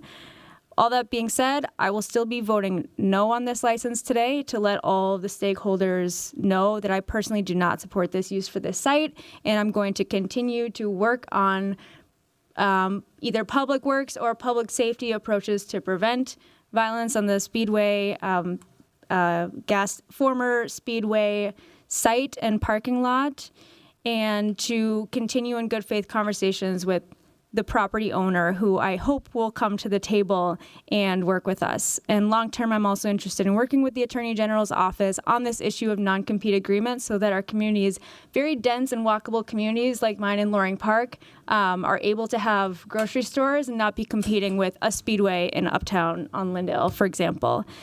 So thank you, everyone, for kind of hearing me out on this, and thank you to Director Eric Hansen and Manager Amy Lingo for all of the conversations and context and help that you've provided to our neighborhood. Councilmember Ellison. Thank you, Chair. I hope there are no gun sales happening at this site. It was brought up, but I don't think there are any. But I wanted to just thank Councilmember Cashman for the rationale and the statement. But I also wanted to highlight a few, like that we don't have a legal basis unless the attorneys feel like there's some that they can come up with. We don't have a legal basis to deny, and that's a tough situation to be in. I've certainly been in situations where I've wanted to deny a license for a business that I felt like shouldn't be operating in my ward, that had a bad history in my ward, but had new ownership, and we couldn't punish that ownership. And I've also gone through the steps of trying to negotiate with everyone to see if some other option can occur. And what I learned in that process in my own ward was that at the end of the day, we've got to make sure that we're looking at the information in front of us. We can't sort of vilify an owner and sort of assume the absolute worst in that owner. And also, just me, personally, I feel like if TXT, if the corner of West Broadway and Lindale can maintain a liquor store and operate without violence as it has for the last 2 years, then I think that there's an appropriate pathway for this business to operate legally, lawfully, even if it's a use that I don't think the community should have to endure. And so I'm going to be voting. If the item's not moved, I'll move it. And I will be voting to support this, not necessarily because I think that Loring Park has to have a tobacco shop, but because the use is legally permitted and we do not have another use. And, and we've all kind of have to do our share, north side, downtown, south side. Everybody's going to have their share of uses that residents don't like, and it's on us to either seek other paths, policy change, other pathway to do that, but we can't sort of item by item pick and choose winners and losers, and that's why I'm going to be supporting this today. So that's all I wanted to say. I respect Councilmember Cashman and typically like to be deferential to the council member of the ward, but here I don't see a pathway for us to deny the license. Vice President Chugtai. Thank you, Mr. President.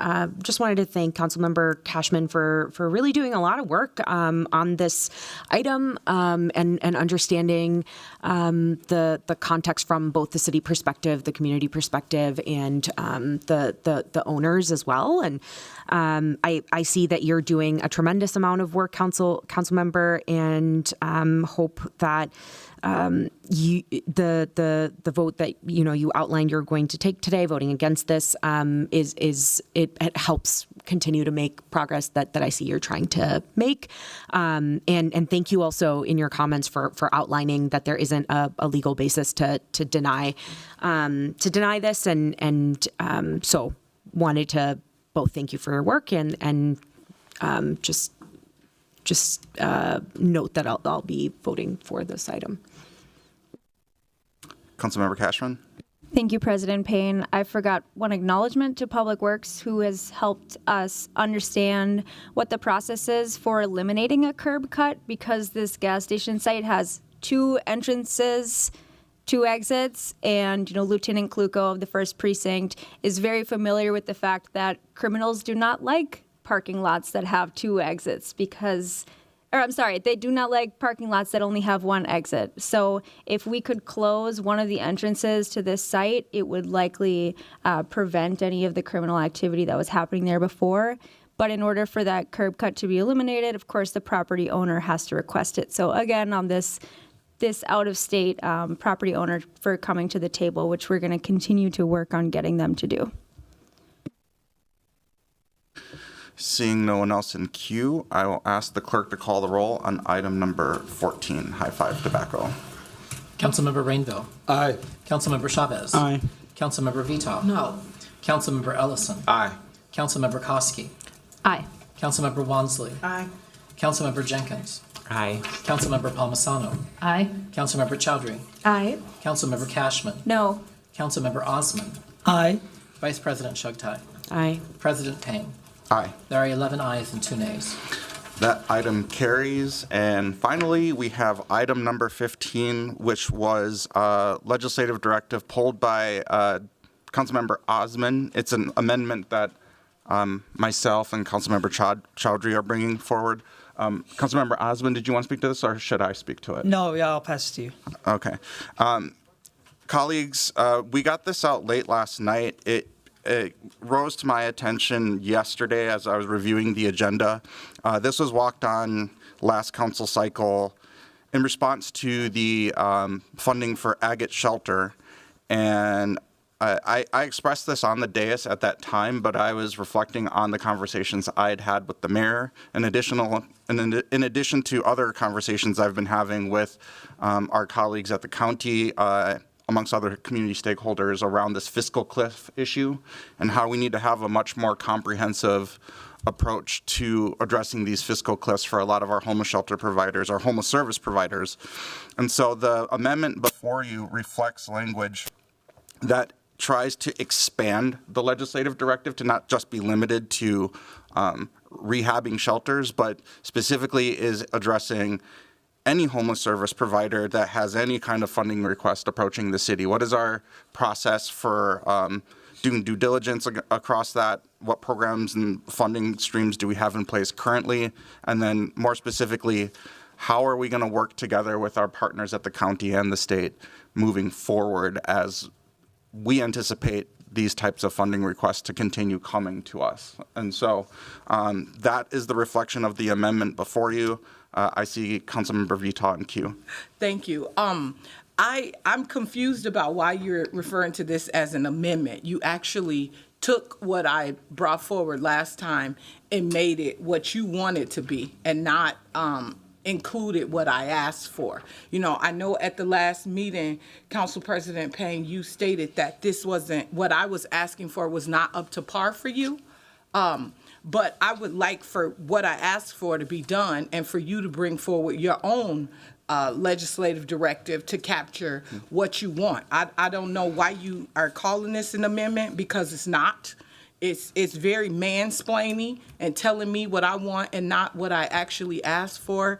Councilmember Chavez talked about black women not being heard. This is a prime example of just like, I mean, you really did a number on what I asked for in the resolution that was brought, the legislative directive that was brought forward last time. So I would ask that we send all of this back to committee and you fill out your own, you create your own legislative directive for what you want, and you leave mine alone. I'm doing something very different here, and I'd appreciate it if you trust that and let me accomplish what my goals are. Councilmember Rainville. Well said, Councilmember Vita. This is a whole different ordinance than what we had, legislative directive, that what we had asked for. So why don't you just withdraw this, let our original motion pass, and create your own to address the problems that you feel are there. Thank you. Councilmember Chowdhury. Thank you, Mr. President. I'll just share why I was a co-author of this amendment. This legislative directive that was actually forwarded from full council when it was walked on was sent to the Business, Housing, and Zoning Committee. And it was originally on the discussion amendment, but was at the last second moved on to consent. It was very quick. I do not think it was supposed to be an item that should have had taken place on consent, because it needed to have some discussion for the members of the committee, and that's why we sent it there. I do believe that the intent of the legislative directive authored by the 4 original council members is still represented within it. The information that is being asked in the original legislative directive should still be included in a request for information from our professional staff. However, this amendment is an opportunity to expand upon what I believe to be additional context and information related to funding around shelter facilities, board and lodge. I do think we should look at it at a larger scope, include that, but also look at funding requests that come from service providers that support people who are unhoused or classified as homeless. I do think we need to have a multi-jurisdictional approach and understanding how the city enterprise works with Hennepin County and the state of Minnesota when it comes to funding, when it's looking at projects that are investing into shelter facilities, but also other programs.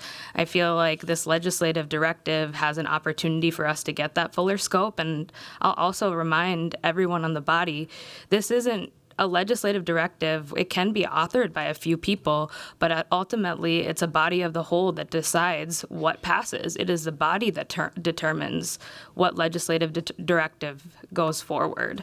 And if this amendment isn't acceptable, I cannot support the underlying legislative directive, because I do not think it captures the request for information that we could get out of this. And I also don't want to duplicate efforts that could be put into one presentation about similar request when we're going to get that same request and just get an expansion that I think would be actually pretty helpful to this body for other goals that we have in the future.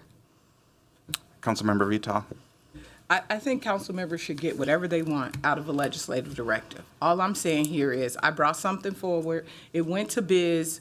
There was a decision made to bring it forward. I don't know if you recall, but in the discussion last council meeting, we weren't even sure when it was coming forward.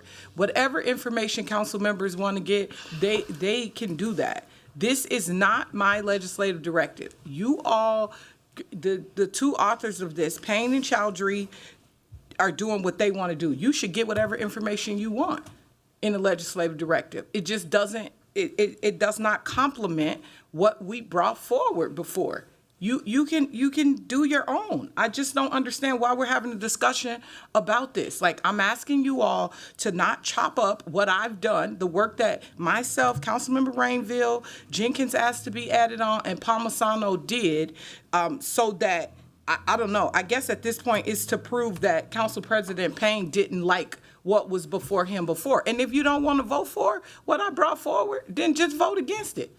You have the right to do so. But there should be no argument about if someone is saying that you've I mean, I don't even know where to begin with, like, what's happened here and how this is just something different. Just do your own thing. Councilmember Palmisano.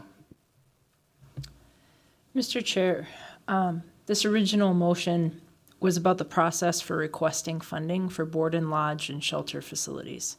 It was about facilities and funding available for repairs and renovation, and it was specifically in response to your agate funding proposal. We all need to learn lessons up here. This one was simple and specific. Councilmembers Chowdy and Payne. It's Chowdhury. Chowdy and Chowdhury. Councilmember Chowdy, I apologize. These authors' changes are not about building structures necessarily, though, as it sounds like you're saying, it might be inclusive.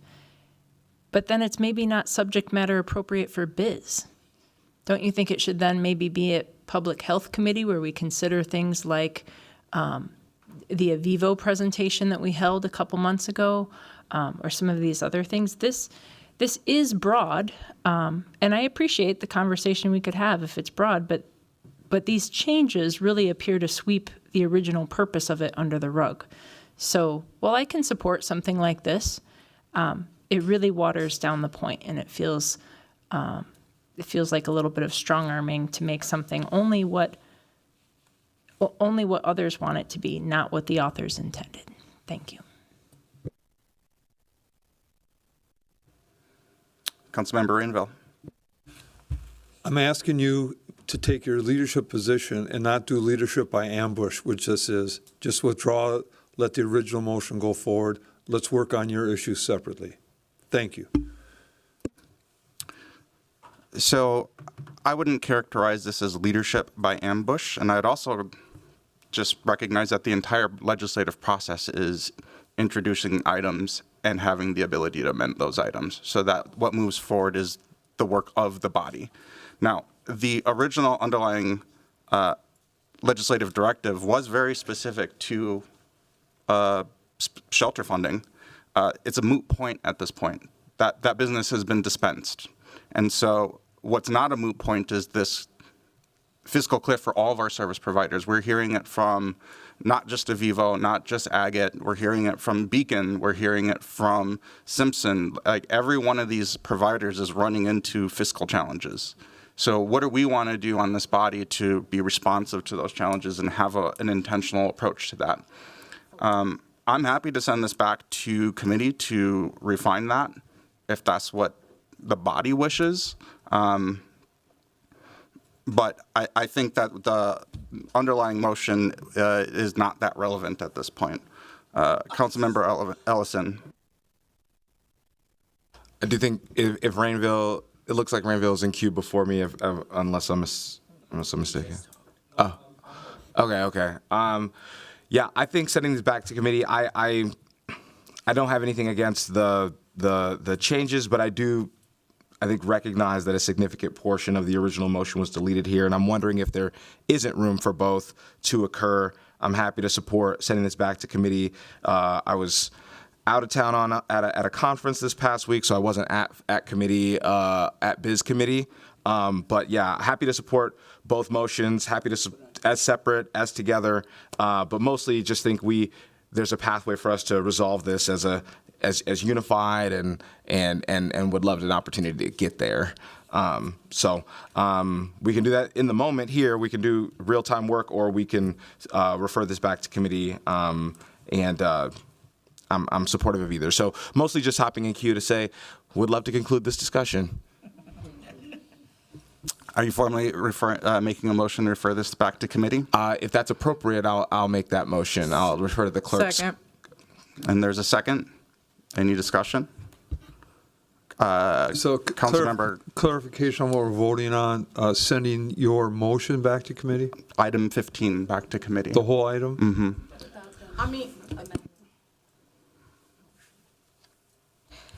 Councilmember Chowdhury, you're in queue. Thank you.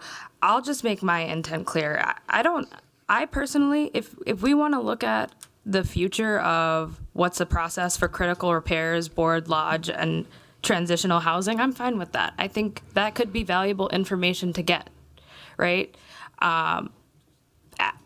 What we did collectively as a body for Agate, that's said and done, and I'm really proud to see that a match was able to happen, and we were able to make sure that that didn't shutter permanently.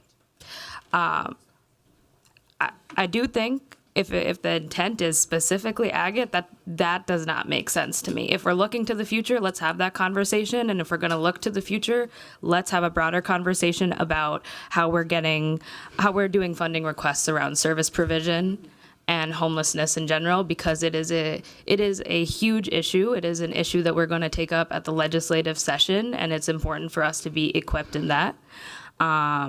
I would support this going back to committee. I really do think this shouldn't have been moved off of discussion into consent so quickly in the manner that it was. It was meant to be a discussion item for us to deliberate. We did not get that opportunity. So if we want to do that, I'm supportive of the motion. Councilmember Ellison. I'm passing it to Councilmember Vito. Yeah, I guess I don't understand why my portion needs to go back to committee. It's clear. We talked about it.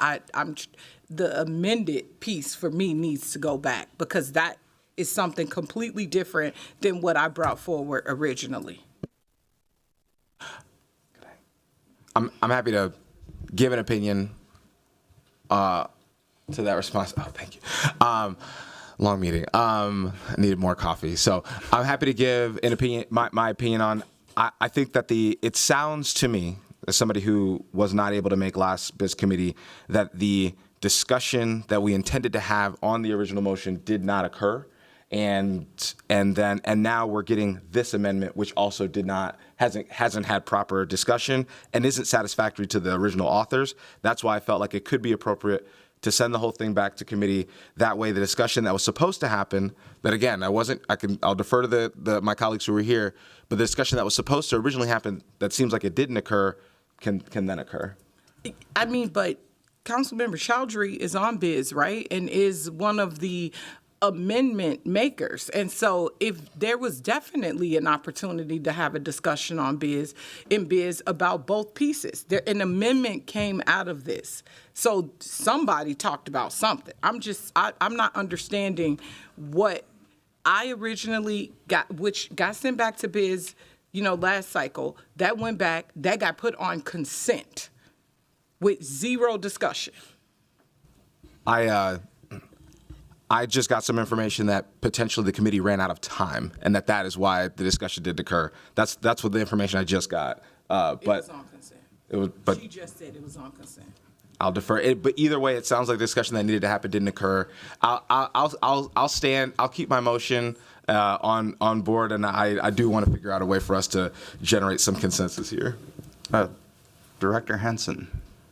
Council President Payne, the original item was on discussion. It was moved during the consent portion of the meeting. The council committee did not have enough time to dispatch all of its work, and it was moved to that point. But it was on the discussion, moved during consent. Just for clarity.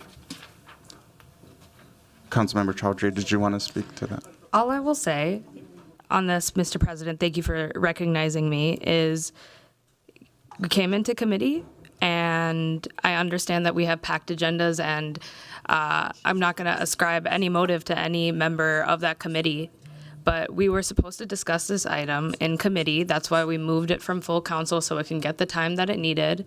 And then there was an ask from the author, Councilmember Rainville, very quickly to ask the chair to move it to consent. It happened very fast, and then we took a roll call vote when we should have had a discussion, and it led to us having to do work outside of committee and bringing it to full council. And that's why I'm prepared to vote on this today. But if the consensus of the body is we move it back. I respected the determination of the BIS committee to move without discussion. It was not what I wanted to see, but that's what happened. So I did committee work outside of committee ahead of today's full council. Councilmember Osmond. Yeah, I'll be quick. As a committee chair, we didn't have enough time to speak about, but I believe Councilmember Rainville was part of the committee. But I would suggest if we're moving back, maybe we should move it back to a committee that has all the members, which is COW. That might be an appropriate place for more discussion. And let's just remind us, this is legislative directive. It's not really anything else. But I'll suggest that if not. Councilmember Osmond, are you moving to forward this to COW? Yes. Is there a second? Mr. President, I'm going to jump in and say we have a motion from Councilmember Ellison. It was seconded to refer back. This would be an amendment to refer it to a specific committee. Friendly amendment. Let's do it. Yeah. All right. On the motion to refer this to COW, the clerk will call the roll. Councilmember Rainville. Aye. Councilmember Chavez. Aye. Councilmember Vita. Aye. Councilmember Ellison. Aye. Councilmember Koski. Aye. Councilmember Wansley. Aye. Councilmember Jenkins. Aye. Councilmember Palmisano. Aye. Councilmember Chowdhury. Aye. Councilmember Cashman. Aye. Councilmember Osman. Aye. Vice President Shugtai. Aye. President Payne. Aye. There are 13 ayes. That carries, and that disposes of the entire biz agenda. We are ready to move on to our next committee, which will be from our Climate and Infrastructure Committee, which will be presented by that committee's chair, Councilmember Cashman. Thank you, Mr. President. We made it through biz. Okay.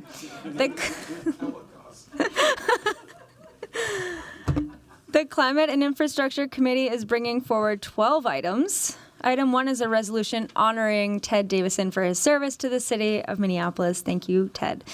Item number 2 is ordering the work to proceed on a pedestrian flasher at Hope Academy. Item 3 is adopting assessments for the sanitary sewer service availability charges. Item number 4 is adopting assessments for water and sewer service repairs. This item was sent forward without recommendation to allow for some more discussion with staff, which has happened. Item 5 is passage of an ordinance related to the electric franchise extension. Item 6 is authorizing a cooperative agreement with the Minnesota Department of Transportation for landscaping improvements in the Cedar Riverside neighborhood.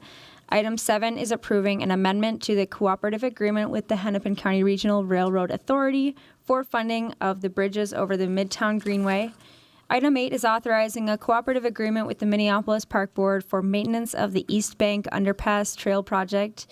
Item 9 is acquisition of permanent and temporary easements for the new Nicollet construction.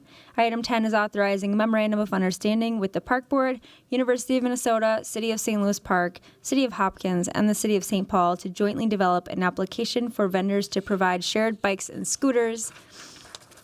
Item 11 is a passage of a resolution approving the preliminary design plans and technical comments for the Blue Line Light Rail extension. And item number 12 is approving a legislative directive requesting a report regarding the theft of copper wire from street lighting.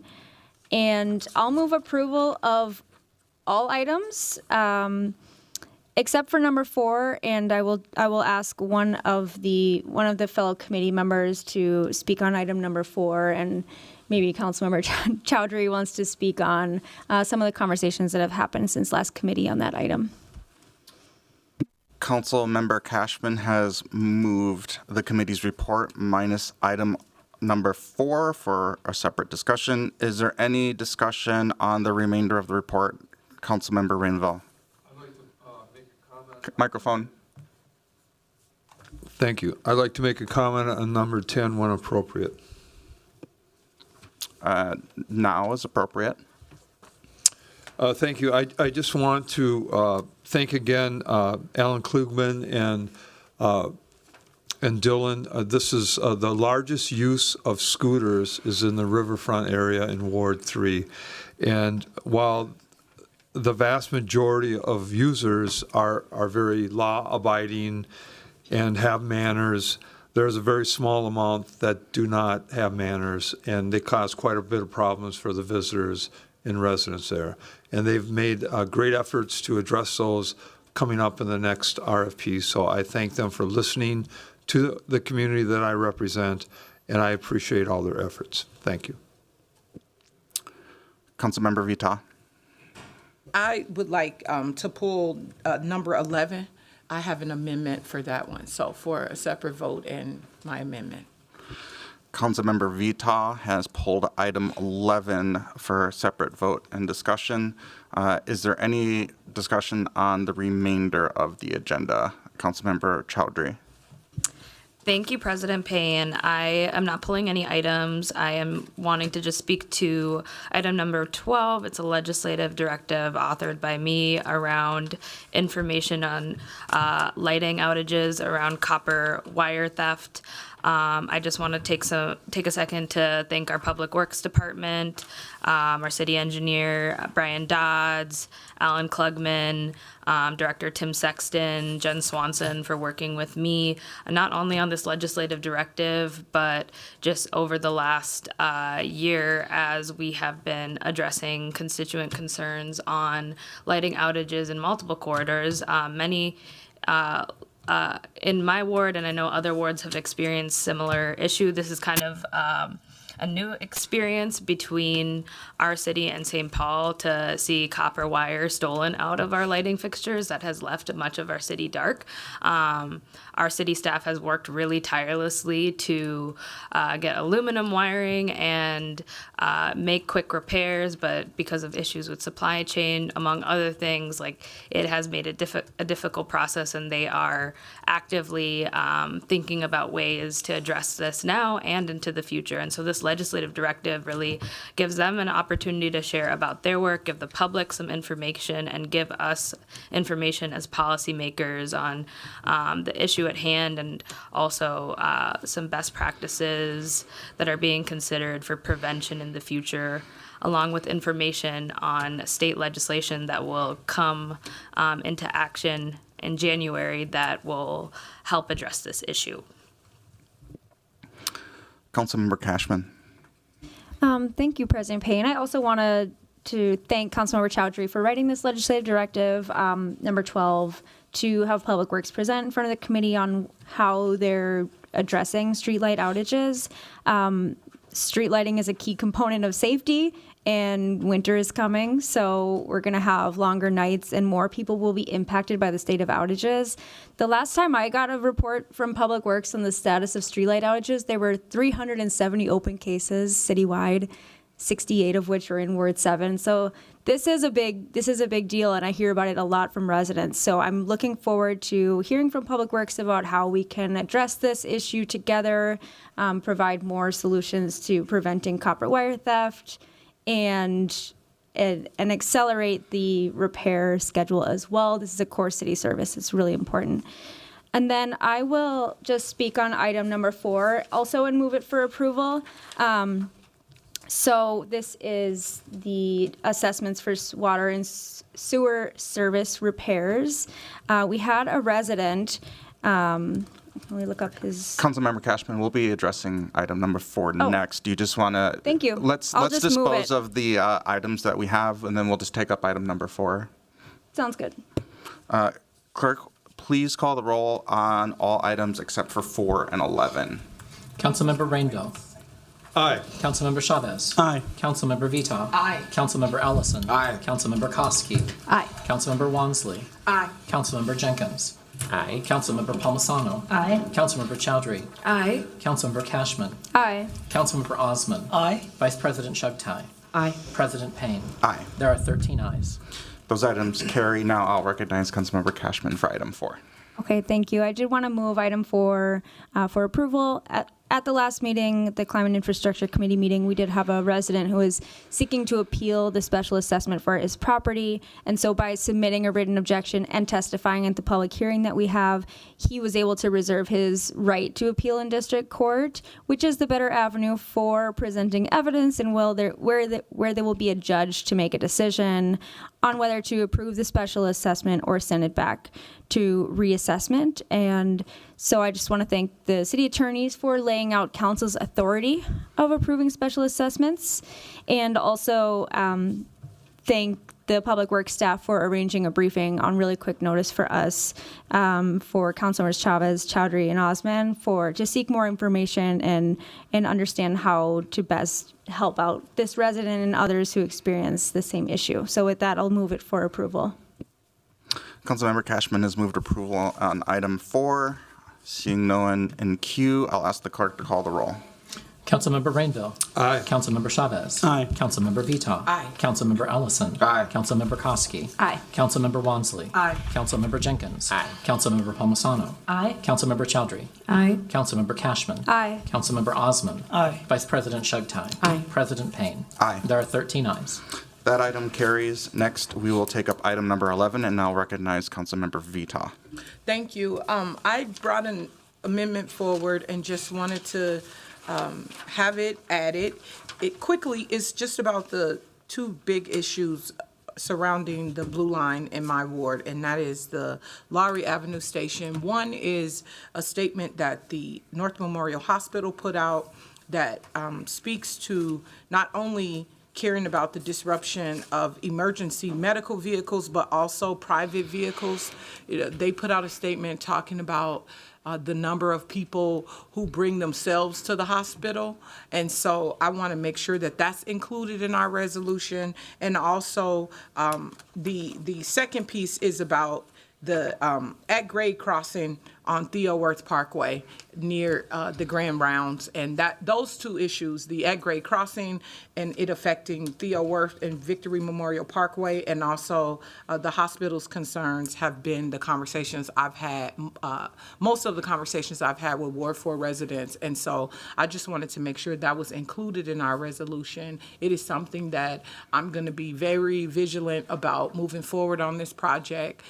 It means a lot to Ward 4 that we get the best out of this, and we don't think that that's an at-grade crossing right now, and I'm looking forward to working with project staff, the Met Council, and also Hennepin County on how we get the best. I wanted to also thank Meg, Kathleen, Jim, and Jennifer for helping me out with this very last minute.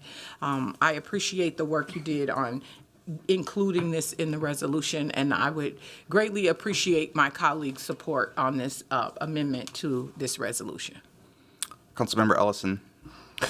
Just saying that I'll be supporting this and excited to speak more thoroughly on the main motion. Councilmember Chowdhury.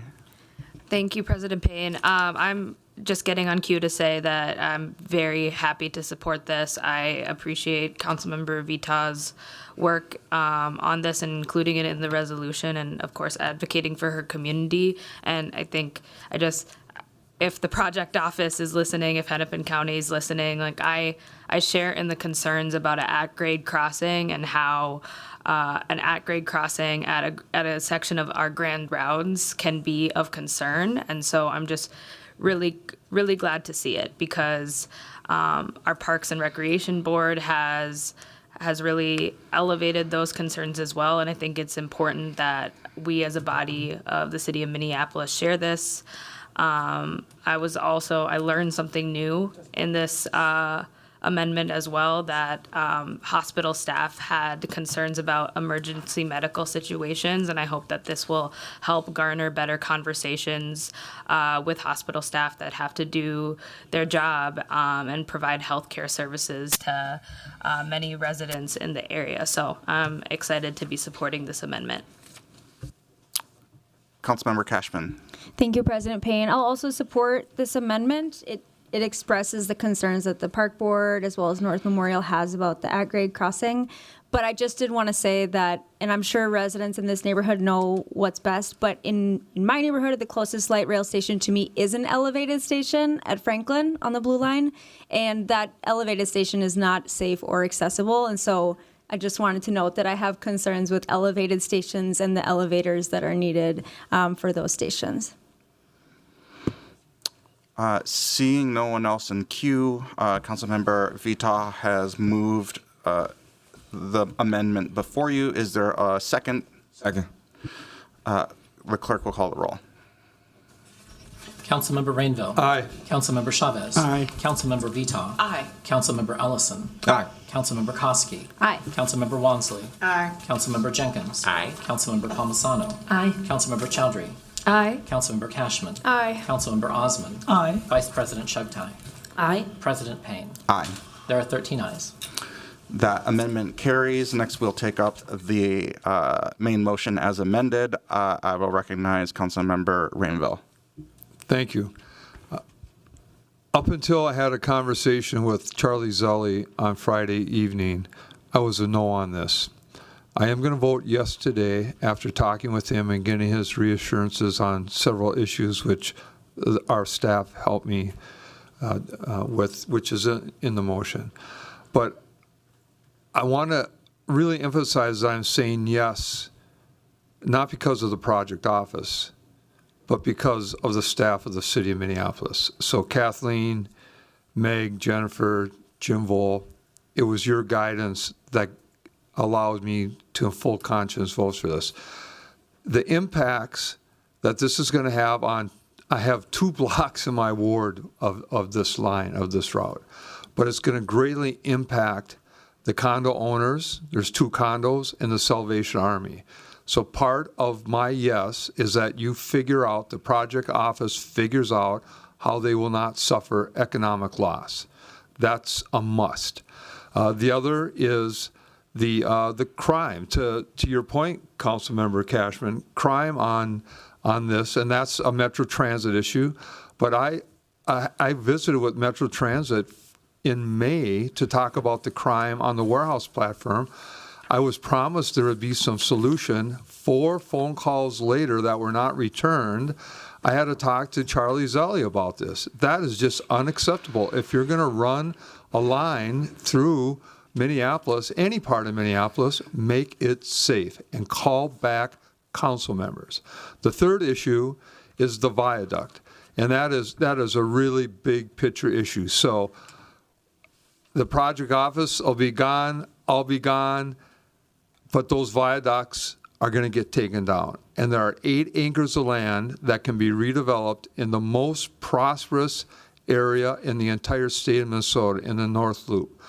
This line cannot interfere with taking those viaducts down and allowing us to redevelop that land. So those are the reasons why I'm voting yes. But again, I'm voting yes because of the wonderful, wonderful staff we have in the city of Minneapolis, and that is the reason. Thank you. Councilmember Ellison. Thank you, Mr. President. Absolutely want to echo the thanks to Jenny and Meg and Kathleen and Jim. And I don't want to forget Ratana, and I don't want to forget Joey out of CPED, who are representing the city as well and work diligently to make sure that we can get to a point where I think this is going to pass today. And most importantly, it's not just that this is going to pass today, it's that every step of the way since I've been involved on this project, talking to staff, talking to my colleagues, talking to the project team about, what are we going to do about the line? What are we going to do about the impacts? What are we going to do about anti-displacement? I have really felt like if at any moment my concerns were going to turn into a no on this, I really felt like staff had my back. We were ready to ride into the trenches if we needed to, and I really appreciate that from staff. And what I appreciate most is that because of the work that staff has done and the advocacy that staff has done on behalf of us as a council, but on behalf of our residents, has been tremendous. And I think that that staff has formed the kind of relationship with the project team that we're going to need to have moving forward as we go from here to groundbreaking to operation. The easiest thing for me, if we're just talking politics, would have been to vote no on this. There are plenty of Northsiders who really fear this kind of infrastructure. But as somebody who grew up in North Minneapolis, I gotta say, I grew up on the 5 and the 19, right? I grew up riding those routes. And those are the most ridden routes, right? Now, the C line and the D line as well. Those are the most ridden routes in the metro, right? And yet we haven't had the best infrastructure. And yes, I've been on the 7 and the 14 and the 9 and the 22 and all of the above, right? But the 5 and the 19 really do show just how much Northsiders use public transit. And don't just use it out of principle, although that's great too, right? But use it out of need. Use it as out of necessity. And so when I think about the kind of infrastructure that Northsiders deserve, the light rail is that. But when I also think about the kind of impacts that come with TOD, that transit-oriented development, we know that displacement becomes a real threat to the identity and the people that live along some of these routes.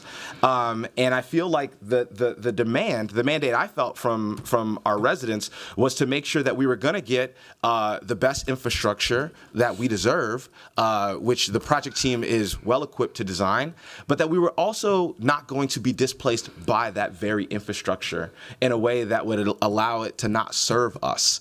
And that was something that maybe none of us were fully knew how to do, right? We had to meet that challenge. And the route is a big part of that, and I know that that's what municipal consent is all about. It's about sort of the technical aspect and anti-displacement. It's been hard to sort of ensure that anti-displacement has a spot in that discussion, but I feel like with the resolution that we've attached to this document, to this action, I feel like we are well equipped to ensure that anti-displacement not only has a voice even in the municipal consent process, but that it becomes a real thing that we're going to execute down the line. A real big sign of a good faith, in my opinion, was that we saw another stop included. One of the things that I heard from Northside residents is that, hey, this line is not going to service us. It is going to bisect us. It is going to cut right through North Minneapolis in a way that doesn't serve us. And there was a moment where between the stops on Lyndale and West Broadway and the stop on Washington and Plymouth, it felt like that was a little bit true. If anybody who's walked that route, it's a long distance, and on your way in that distance is the river, right? Is access to the river, something that has been destroyed for Northside residents since the 94 trench was built. So I think that we are both designing a route that can start to address some of that lack of access to our city's natural resources, but that also we've developed a relationship and that we're passing a resolution alongside this that gets at anti-displacement. I want my residents to know that the discussion for anti-displacement is going to be ongoing. It is going to be robust. It is going to be diligent. And it's not just my promise, but that I feel like the staff who have worked on this with us also hold that to be true and are ready to meet that as well. So thank you to the project team for listening. I know it's been difficult and standing in driveways,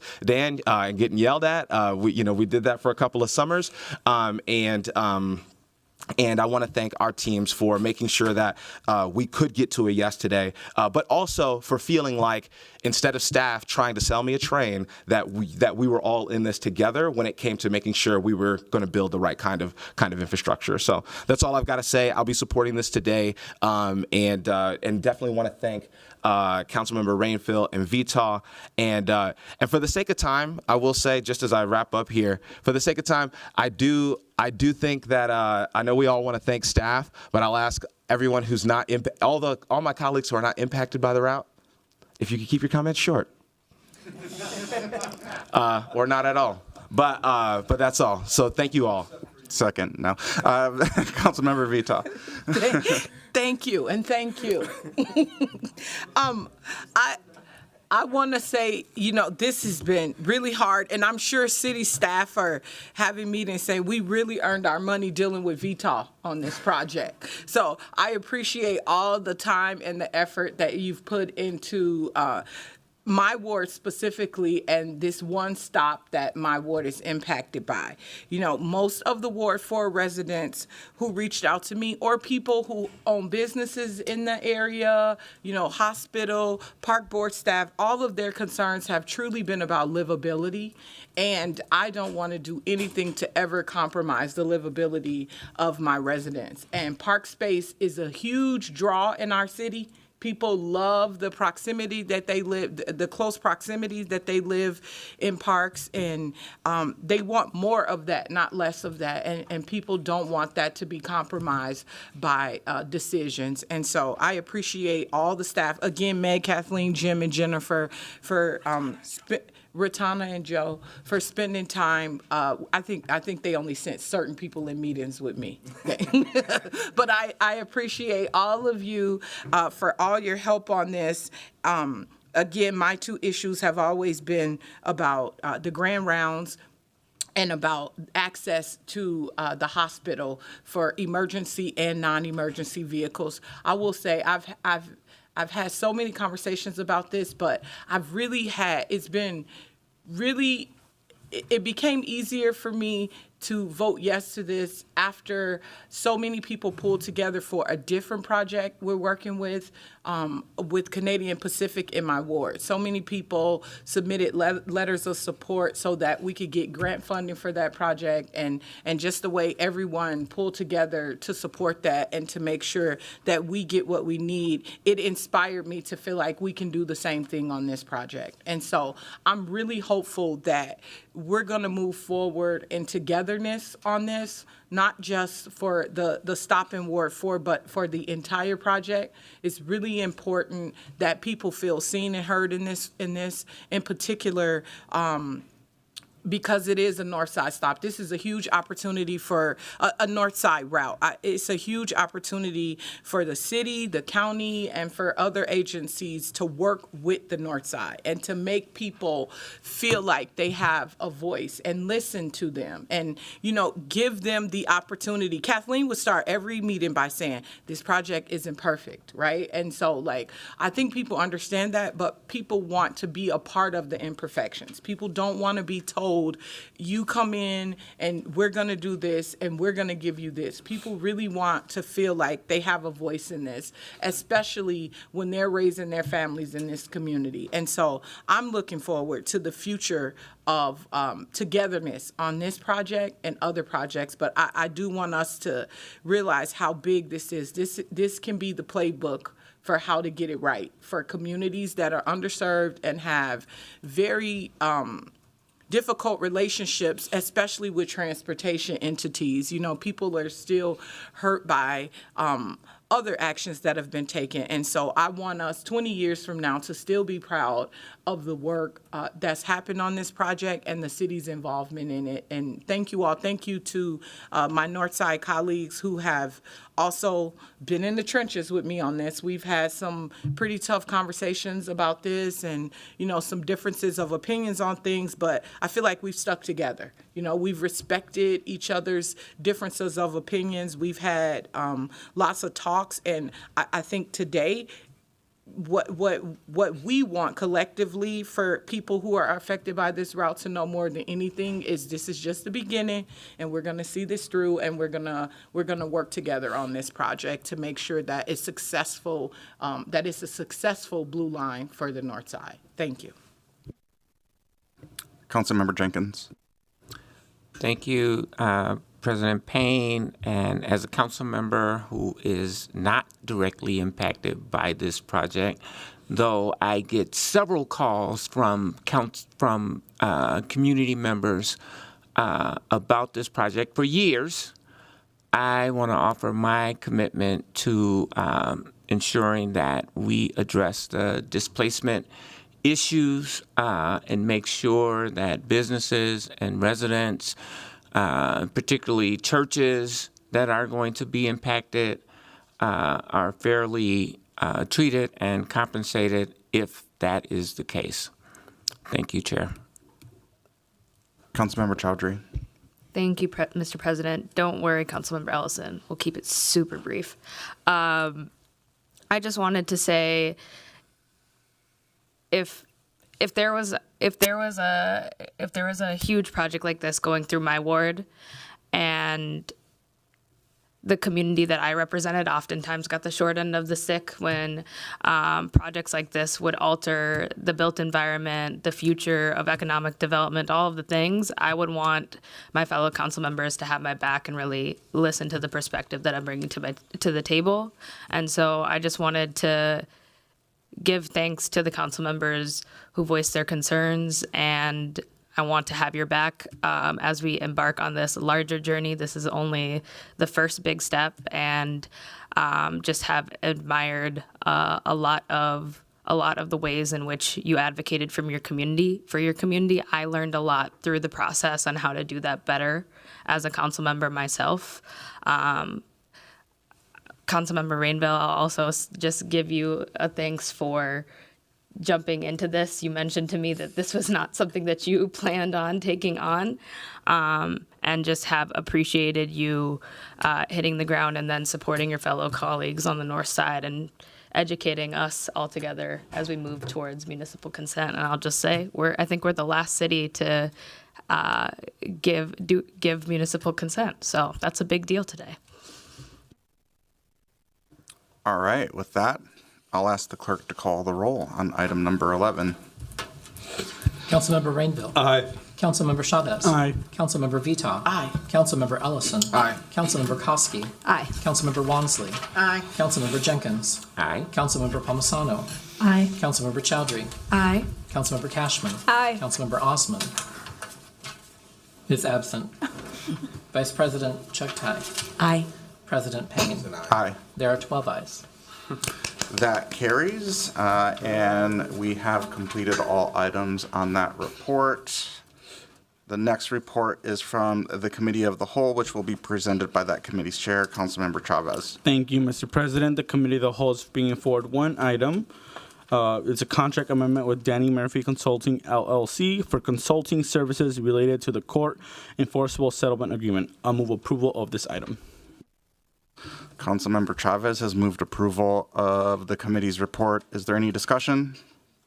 Not seeing any. I'll ask the clerk to call the roll. Councilmember Rainville. Aye. Councilmember Chavez. Aye. Councilmember Vita. Aye. Councilmember Ellison. Aye. Councilmember Koski. Aye. Councilmember Wansley. Aye. Councilmember Jenkins. Aye. Councilmember Palmisano. Aye on all except the Navigation Center Directive. Committee of the we're not Whole. on Oh, that. I'm sorry. I'm on the wrong one. I really need to eat. Aye. Councilmember Chowdhury. Aye. Councilmember Cashman. Aye.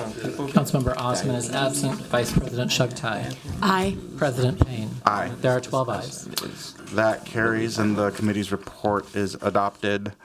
The final report will be offered by our Public Health and Safety Committee, which will be presented by that committee's chair, Councilmember Chavez. Before I proceed, Mr. President, Councilmember Osman is here. I don't know if you want to reflect him in the votes. Without objection, Mr. Clerk? Yes, that would be aye. Microphone. Yes, I'd like count my vote for aye. Okay, municipal consent, item number 11. And also for Committee of the Whole. Yes, please. Okay. Thank you. Now the final report will be offered by Councilmember Chavez for the Public Health and Safety Committee. Thank you, Mr. President. The Public Health and Safety Committee is bringing forward 6 items. Item number 1 is authorizing an ongoing memorandum of understanding with the United States Capitol Police to reimburse Minneapolis police officer for local protective operations occurring in MPD's jurisdiction. Item number 2 is approving a legislative directive for a comprehensive overview regarding the former Navigation Center, steps necessary to establish a new location, and the use of city-owned and publicly owned land as a tool to address unsheltered homelessness. I'll note for my colleagues, I sent you an email yesterday, and you'll have an amendment in front of you that I will be moving forward that moves the timeline from November 20th, 2024 to January 31st, 2025, and it strikes out publicly owned and strikes out vacant schools and just adds owned by the city of Minneapolis, and I'll move that forward. And for the clerks to note, that amendment is authored by myself, Council Vice President Chuck Tai, Council Member Chowdhury, and Council Member Wansley. Then we have item number 3, which is accepting a grant from the CDC for Minneapolis Health Department's Racial and Ethnic Approaches to Community Health Program. Item number 4 is authorizing the submittal of a grant application for the fiscal year 2024 Edward Byron Memorial Justice Assistance Grant to the United States Department of Justice in the amount of $276 $1,000 and $15 to be used for police department and the city attorney's office initiatives. Item number 5 is authorizing the Minneapolis Police Department to enter into a 5-year joint powers agreement with the Department of Public Safety Bureau of Criminal Apprehension in the amount of $25,000 for MPD to conduct state and federal fingerprint-based background checks as required by the FBI's Criminal Justice Information Service Security Policy. And lastly, item number 6 is accepting a grant from the Byron Discretionary Community Project Grants Byron Discretionary Grant to and in the amount of $2.5 million for the City of Minneapolis Community Violence Interrupter Program. With that, I'll move approval of all these items, including the amended version of item number 2. Councilmember Chavez has moved the report. And are we pulling item 2 for separate vote and discussion? Councilmember Palmazano's on cue, so we'll find out. Okay. Councilmember Palmazano. Thank you, Mr. Chair. I'd like to pull item number 2 for a separate vote, but I can just make my comments here if that's all right. Certainly. Did you move approval of item 2 as amended? Yes. Okay. Yeah, go ahead. I couldn't support this item in committee, and I can't support this today. We recently heard a summative report this cycle from PAR, though not in this amount of detail. One of the benefits of longevity in serving is learning lessons from the past firsthand. I recognize that only applies to a few of us here, though you are all here in Minneapolis, and I want to recognize you are involved in myriad ways. I think it's quite obvious on its face that we should not be looking to do this again. Not only was it prohibitively and exorbitantly expensive, we have already evolved this model into newer things, such as a Vivo Village. That is literally an outgrowth of this project, so going back and looking at this seems like going backwards in time. I see you've changed the original piece of this, which suggested vacant school buildings. I just want to say from the Navigation Center perspective, that was never the point. The people who were experiencing homelessness were not willing to go into a structure. The whole point was them being able to live outside as it got colder. And I will say, different than some accounts, this Navigation Center had some short-term success. And I need to lift up that our partner in this was Avivo, who went on to do those Avivo tiny village homes. They would need money to continue the evolution of that work. So I would suggest we put our energy and resources toward how we might continue where this has come over several years instead of going back to this kind of a model. Thank you. Councilmember Chavez. Thank you, President Payne. Just for the public, I can read what this directive says. It's asking for a comprehensive overview of how the former Navigation Center was established, the cost to establish the center and run it, and known outcomes. I think it's important for the public to understand how and what this program did. Number 2, it asks for a list of city-owned possible locations to establish a new navigation center in Minneapolis that would work to address unsheltered homelessness with both social services and beds, as well as actions, partnerships, and funds that would be necessary to advance, develop, and establish a new navigation center. And lastly, this is the amended version. It's asking this could include the use of land owned by the city of Minneapolis that could be used as housing, shelters, or housing solutions. This is to be presented to the Public Health and Safety Committee by January 31st, 2025. This is a simple request, but it's a request that will give more opportunities for the City Council to know what we have done in the past, what has worked, maybe some growth, some opportunities. And also, as land use holders in the City of Minneapolis, it's important to understand what kind of land do we have in the city, how we can use land as a use to address unsheltered homelessness. And I think it's important as we look at short-term, medium-term, and long-term solutions to addressing unsheltered homelessness that we know what we have done in the past. If that's what we want to do moving forward, which is something my residents have asked many times, that we need to establish a navigation center, then we should go down that route. But also, there's a lot of empty buildings, empty land that the city owns, and we should figure out how we can use land use as a tool to addressing unsheltered homelessness and give it the reality that this is an emergency. This is a crisis we're struggling with, and we should be developing solutions that we know have worked in the past. So it's a pretty simple legislative directive, and I'm obviously going to vote for it because I'm authoring it too. Councilmember Jenkins. Thank you, President Payne. I have to agree with Councilmember Palmisano. We have been down this path. We literally just had a presentation in the Biz Committee about the former navigation site. We know how much it costs, $3 million. We know how it was established. We know that we don't have operators that are willing to operate a navigation center. We have a model that is working. It's called the Avivo Village. We should be pursuing that option and expanding that work. That's one way to address this. The unsheltered, there are shelters for unsheltered people. They don't want to go there for whatever reasons. They don't meet their needs. They don't take pets. They don't allow couples to stay together. Whatever reasons, they don't want to go. So I see this as duplicative and not necessary. So I can't support this today. Thank you. Councilmember Osman. Thank you, Council President. I just want to, I will be quick, but I just want to kind of remind us, some council members do not deal with encampments. There are council members in some wards, especially Ward 13 or other wards, that do not have encampments. I have more than a dozen encampments active one time. Yesterday, there was some that was cleaned up. Encampments do not bring any good to the community or even the folks that live there. So some of us do deal with unsheltered homelessness more than others. I think putting our hands up and saying, let's not do anything, it's not a solution. We have to do something about it. I think Councilmember Chavez, I might not agree some of the approaches of the way he approached homelessness and encampments, but I do welcome creative way for us to address the issue. I think that is a priority. That is something we were elected to do, is to take, look at the issues that we have in our city and find a solution, whatever that solution looks like. I believe this staff direction is part of that solution. Might not be the final end, but it's part of solution. So I really want to make sure my colleagues think about that this is a crisis, this is an issue that our neighbors deal with, our unhoused folks deal with.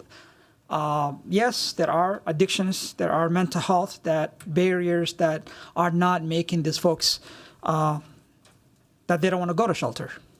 But even if that is the case, we still have obligated way to deal with them. We cannot leave them under the bridges and so on. That is unacceptable to their human way of living, and also unacceptable for the schools and for the neighbors, for folks that are housed and our businesses, our communities, for folks to be living under the bridges. That has created many issues, and I think I mentioned that a lot. But any idea that is creative way to solve the issue of homelessness and encampments should be welcome on this platform, on this process of a legislative process. But I definitely support it, but just want to point out that some of us deal with encampments and homelessness more than others. Thank you. Councilmember Cashman. I wanted to speak to a different item, actually. I wanted to speak to item number 6. Go ahead. Thank you, President Payne. I just think this is amazing that we're receiving a grant for $2.5 million for violence prevention services in the city. And I want to thank everyone who put work into this. These violence prevention services are really needed, I know, in all of our wards. But I'm looking forward to working on the delivery of the expansion of this service and really impact the violence that we do see in our communities, especially in the summer, before it happens. Councilmember Chavez. Thank you, Council President Payne. I just want to dispel the myth that people are service resistant. That's not true. The Vivo Village, for example, is always at capacity. If we want to address unsheltered homelessness, we need to be creative and try a variety of different solutions, which is why we worked really hard to help save the Agate shelter. But if we're going to talk about addressing unsheltered homelessness, it requires a variety of different strategies, including using vacant land as a tool to address unsheltered homelessness and figuring out how we can have another Vivo Village in South Minneapolis. That is really important, and that is something that we are going to continue to push to make it happen. The other component is this is not just about the Navigation Center, so the public understands. I mentioned earlier, this is about getting an update on the Navigation Center and figuring out ways that we could reestablish a new location, but it's also asking about city-owned land as a way to address this issue that could be used for housing, shelter, and housing solutions. So it's not just about the issues about whether people think that the Navigation Center was effective or not. It's more than just that. It's also being creative about how we can use land use to address unsheltered homelessness, which, as you all know, my ward and Councilmember Osman's ward, we're trying to figure out how we can address it proactively. We may not always agree, you're right, Councilmember Osman, on our approach, but this is trying to get to a point where we need to do something in the city of Minneapolis because our current approach is not working. And then lastly, I just wanted to make clarifications. The presentation that was given in the Business, Housing, and Zoning Committee was about safe outdoor spaces and safe parking. Yes, there may be components in that report that talk about the Navigation Center, but this is basically asking for a report from our city's administration on what the effectiveness of the Navigation Center was. I think it's important information that we get a presentation on it.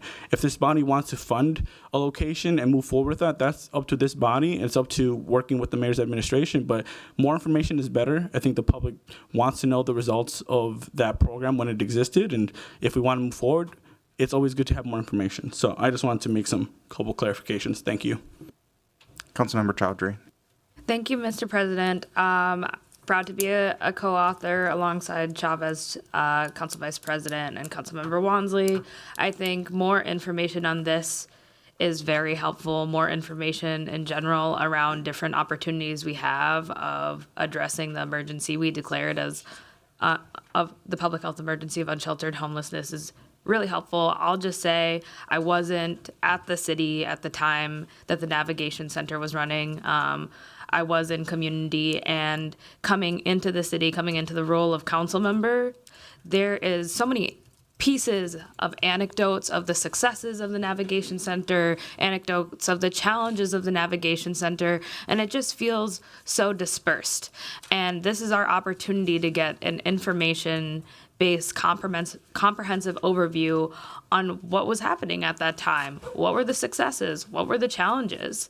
And this could lead us into a path of maybe thinking of a different kind of model of Navigation Center that's better suited to the challenges that we face as a city, and at the same time acknowledging that we can't just say we don't want encampments in our community and not provide opportunities to bring people inside, to bring people through the continuum of care, to help people get to treatment. And this is a situation in which we have to put everything on the table. There's not going to be one single silver bullet policy fix or one single Vivo Village building that's going to be the fix. It's going to take everything that we have.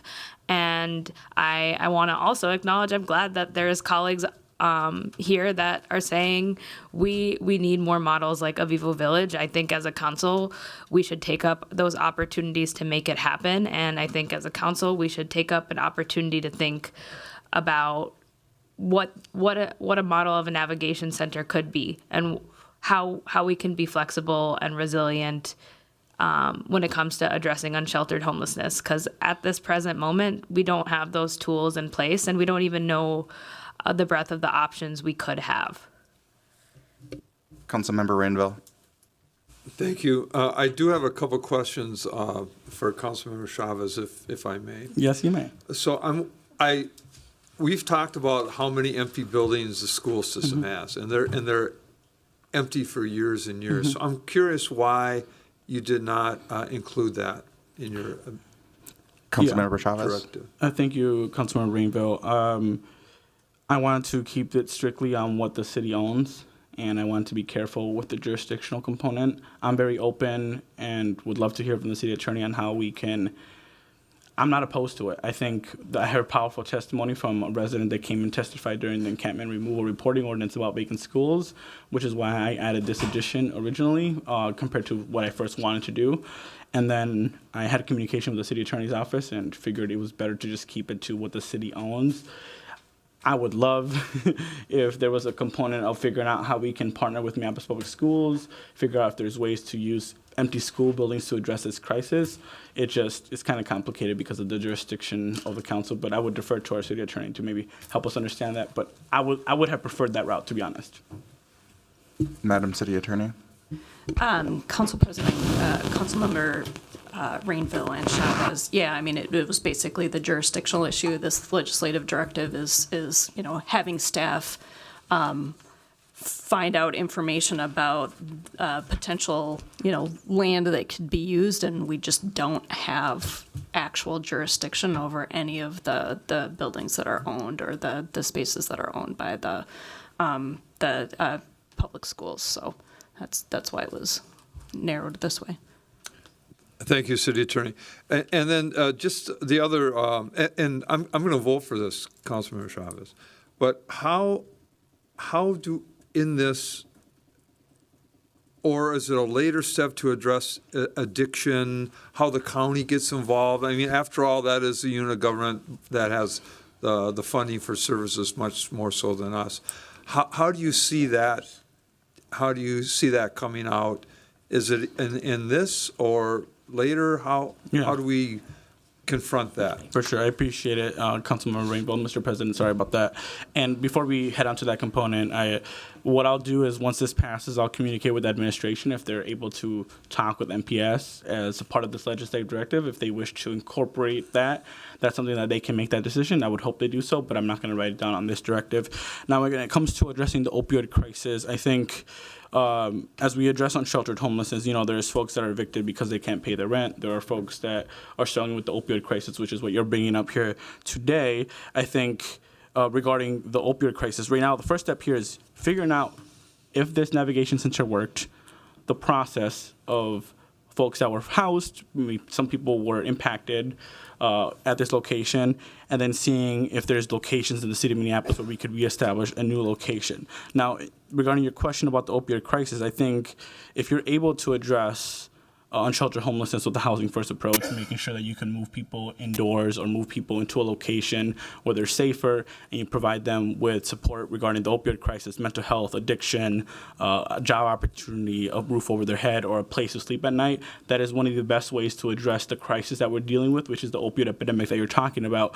My goal is that as we look into using land as a way to address unsheltered homelessness, is that we have a housing first approach, which deals with addiction, mental health, all the things that you're talking about. And we can't make that decision right now because we need to get this information, and which is why we wrote this legislative directive, so we can get more information, work with administration on how we can figure that out. But my commitment is that as we address unsheltered homelessness, we should have a comprehensive approach. And as you mentioned, it should talk about ways we're dealing with the opioid epidemic that is impacting many of our residents in Minneapolis. Quite frankly, it's impacting many residents in the Phillips neighborhoods in Ward 6 and Ward 9, where folks are overdosing and passing away, and lives are being taken unjustly. So to answer your question, this process is open-ended. We're going to get information back. We'll figure out what this body is comfortable moving forward with. But as we address unsheltered homelessness, it needs a housing-first approach, addressing the opioid epidemic, addiction, mental health, you name it. Council President Payne, as a co-op, I also have a response to that question, too. Councilmember Wansley.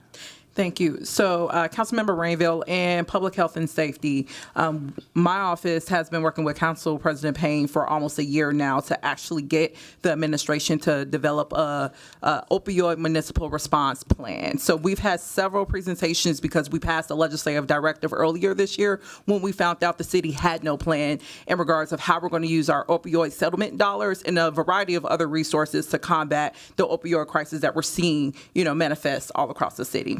At our last update, which we received in August at PHS on the movement of this work, we were told by Commissioner Chaplin that they would be bringing forward a comprehensive plan for this body to consider, starting with PHS this fall, where we could amend, provide feedback, so go through the standard legislative process like we would for a climate equity plan. They said that will happen this fall. So I'm more than happy, and I believe Councilmember Chavez and I are following up with the administration or have already done so to ask, when do you plan to bring forward that plan for consideration formally before PHS? Because we know this is such a key topic and epidemic in our city. So I just want to let you know there is and has been movement on developing a more comprehensive plan around opioid use in our city. And I'm assuming then that the plan includes how the county is involved. So again, this is whatever the administration brings forward. I will hope that it would include multi-jurisdictional coordination, but it was more so focused on what can we use within our city-owned resources to support other, collaborative efforts around addressing the opioid crisis in our city. Thank you.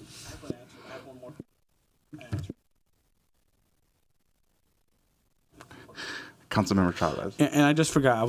I got off topic. But there's a legislative motion that my office and Council President Payne authored a couple months ago, and was voted on in PHS and voted on by the body. But part of that was asking for identifying current policies and programs related to expanding access to fentanyl test strips, naloxone, different overdose prevention methods. It also included information on what other cities and programs are doing relating to overdose response teams, which goals include reducing overdose deaths, engaging overdose survivors, and providing treatment options, which is what you're bringing up today, Mr. Rainville, Councilmember Rainville. So we'll get back that information to this body in January 2025, and it's, again, comprehensive approach. I think your concerns are duly noted and would be addressed in this staff direction that we passed as a body as well. So, okay, let's. Councilmember Wansley, were you in to speak to the? I think the clerks might be delayed on because I'm okay. Yeah. Vice President Chugtai. All right, we have gone through discussion on the PHS agenda. For the sake of the clerks, I'm going to ask that we take the roll on all items except for number 2. Councilmember Rainville. Aye. Councilmember Chavez. Aye. Councilmember Vito. No. Aye. I'm sorry. Aye. Councilmember Ellison. Aye. Councilmember Koski. Aye. Councilmember Wansley. Aye. Councilmember Jenkins. Aye. Councilmember Palmisano. Aye. Councilmember Chowdhury. Aye. Councilmember Cashman. Aye. Councilmember Osman. Aye. Vice President Chugtai. Aye. President Payne. Aye. There are 13 ayes. Those items carry. Next, we'll take up item number 2 as amended by Councilmember Chavez and authored by Vice President Chugtai, Chowdhury, and Wansley. Let's go ahead and just call the roll on that. Councilmember Rainville. Aye. Councilmember Chavez. Aye. Councilmember Vito. No. Councilmember Ellison. Aye. Councilmember Koski. Aye. Councilmember Wansley. Aye. Councilmember Jenkins. Nay. Councilmember Palmisano. No. Councilmember Chowdhury. Aye. Councilmember Cashman. Aye. Councilmember Osman. Aye. Vice President Chugtai. Aye. President Payne. Aye. There are 10 ayes and 3 nays. That carries and the full report is adopted. Colleagues, that completes the reports of all of our standing committees. The next order of business is notice of ordinance introductions, and we have a notice today from Councilmember Palmisano, who plans to introduce at the next regular meeting of the City Council the subject matter of an ordinance amending the Streets and Sidewalks Code, amending provisions related to boulevards. Are there any questions on this notice? Councilmember Palmisano.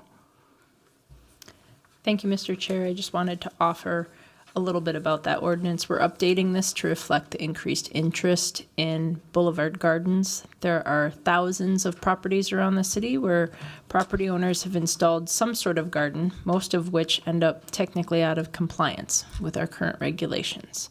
So this ordinance is going to provide a path to bring these into compliance and sort of level set, have a clear process, a description of allowable content, and it has been an effort across Public Works, Homegrown Minneapolis, Reg Services, and Park Board Forestry. This will be the second time this ordinance has been updated during my tenure. The first was by Councilmember Glidden. Seeing no one else in queue, this notice is hereby given and no further action is required at this time. The next order of business is resolutions. As shown on the agenda, we have 6 honorary resolutions today, all of which had presentations at the beginning of our meeting. Are there any questions or comments from council members on any of those resolutions? May I have a motion to adopt those resolutions? So moved. Second. The clerk will call the roll. Councilmember Rainville. Aye. Councilmember Chavez. Aye. Councilmember Vitaw. Aye. Councilmember Ellison. Aye. Councilmember Koski. Aye. Councilmember Walmsley. Aye. Councilmember Jenkins. Aye. Councilmember Palmisano. Aye. Councilmember Chowdhury. Aye. Councilmember Cashman. Aye. Councilmember Osman. Aye. Vice President Chugtai. Aye. President Payne. Aye. There are 13 ayes. That carries and the resolutions are adopted.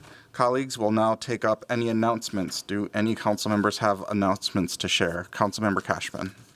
Thank you, President Payne. I just want to acknowledge that Rosh Hashanah is the Jewish New Year starting tonight, and I want to wish a Happy New Year to all those who are celebrating this week. Thank you for that. Seeing no further business to come before the council and without objection, this meeting is adjourned. Thank you, everyone.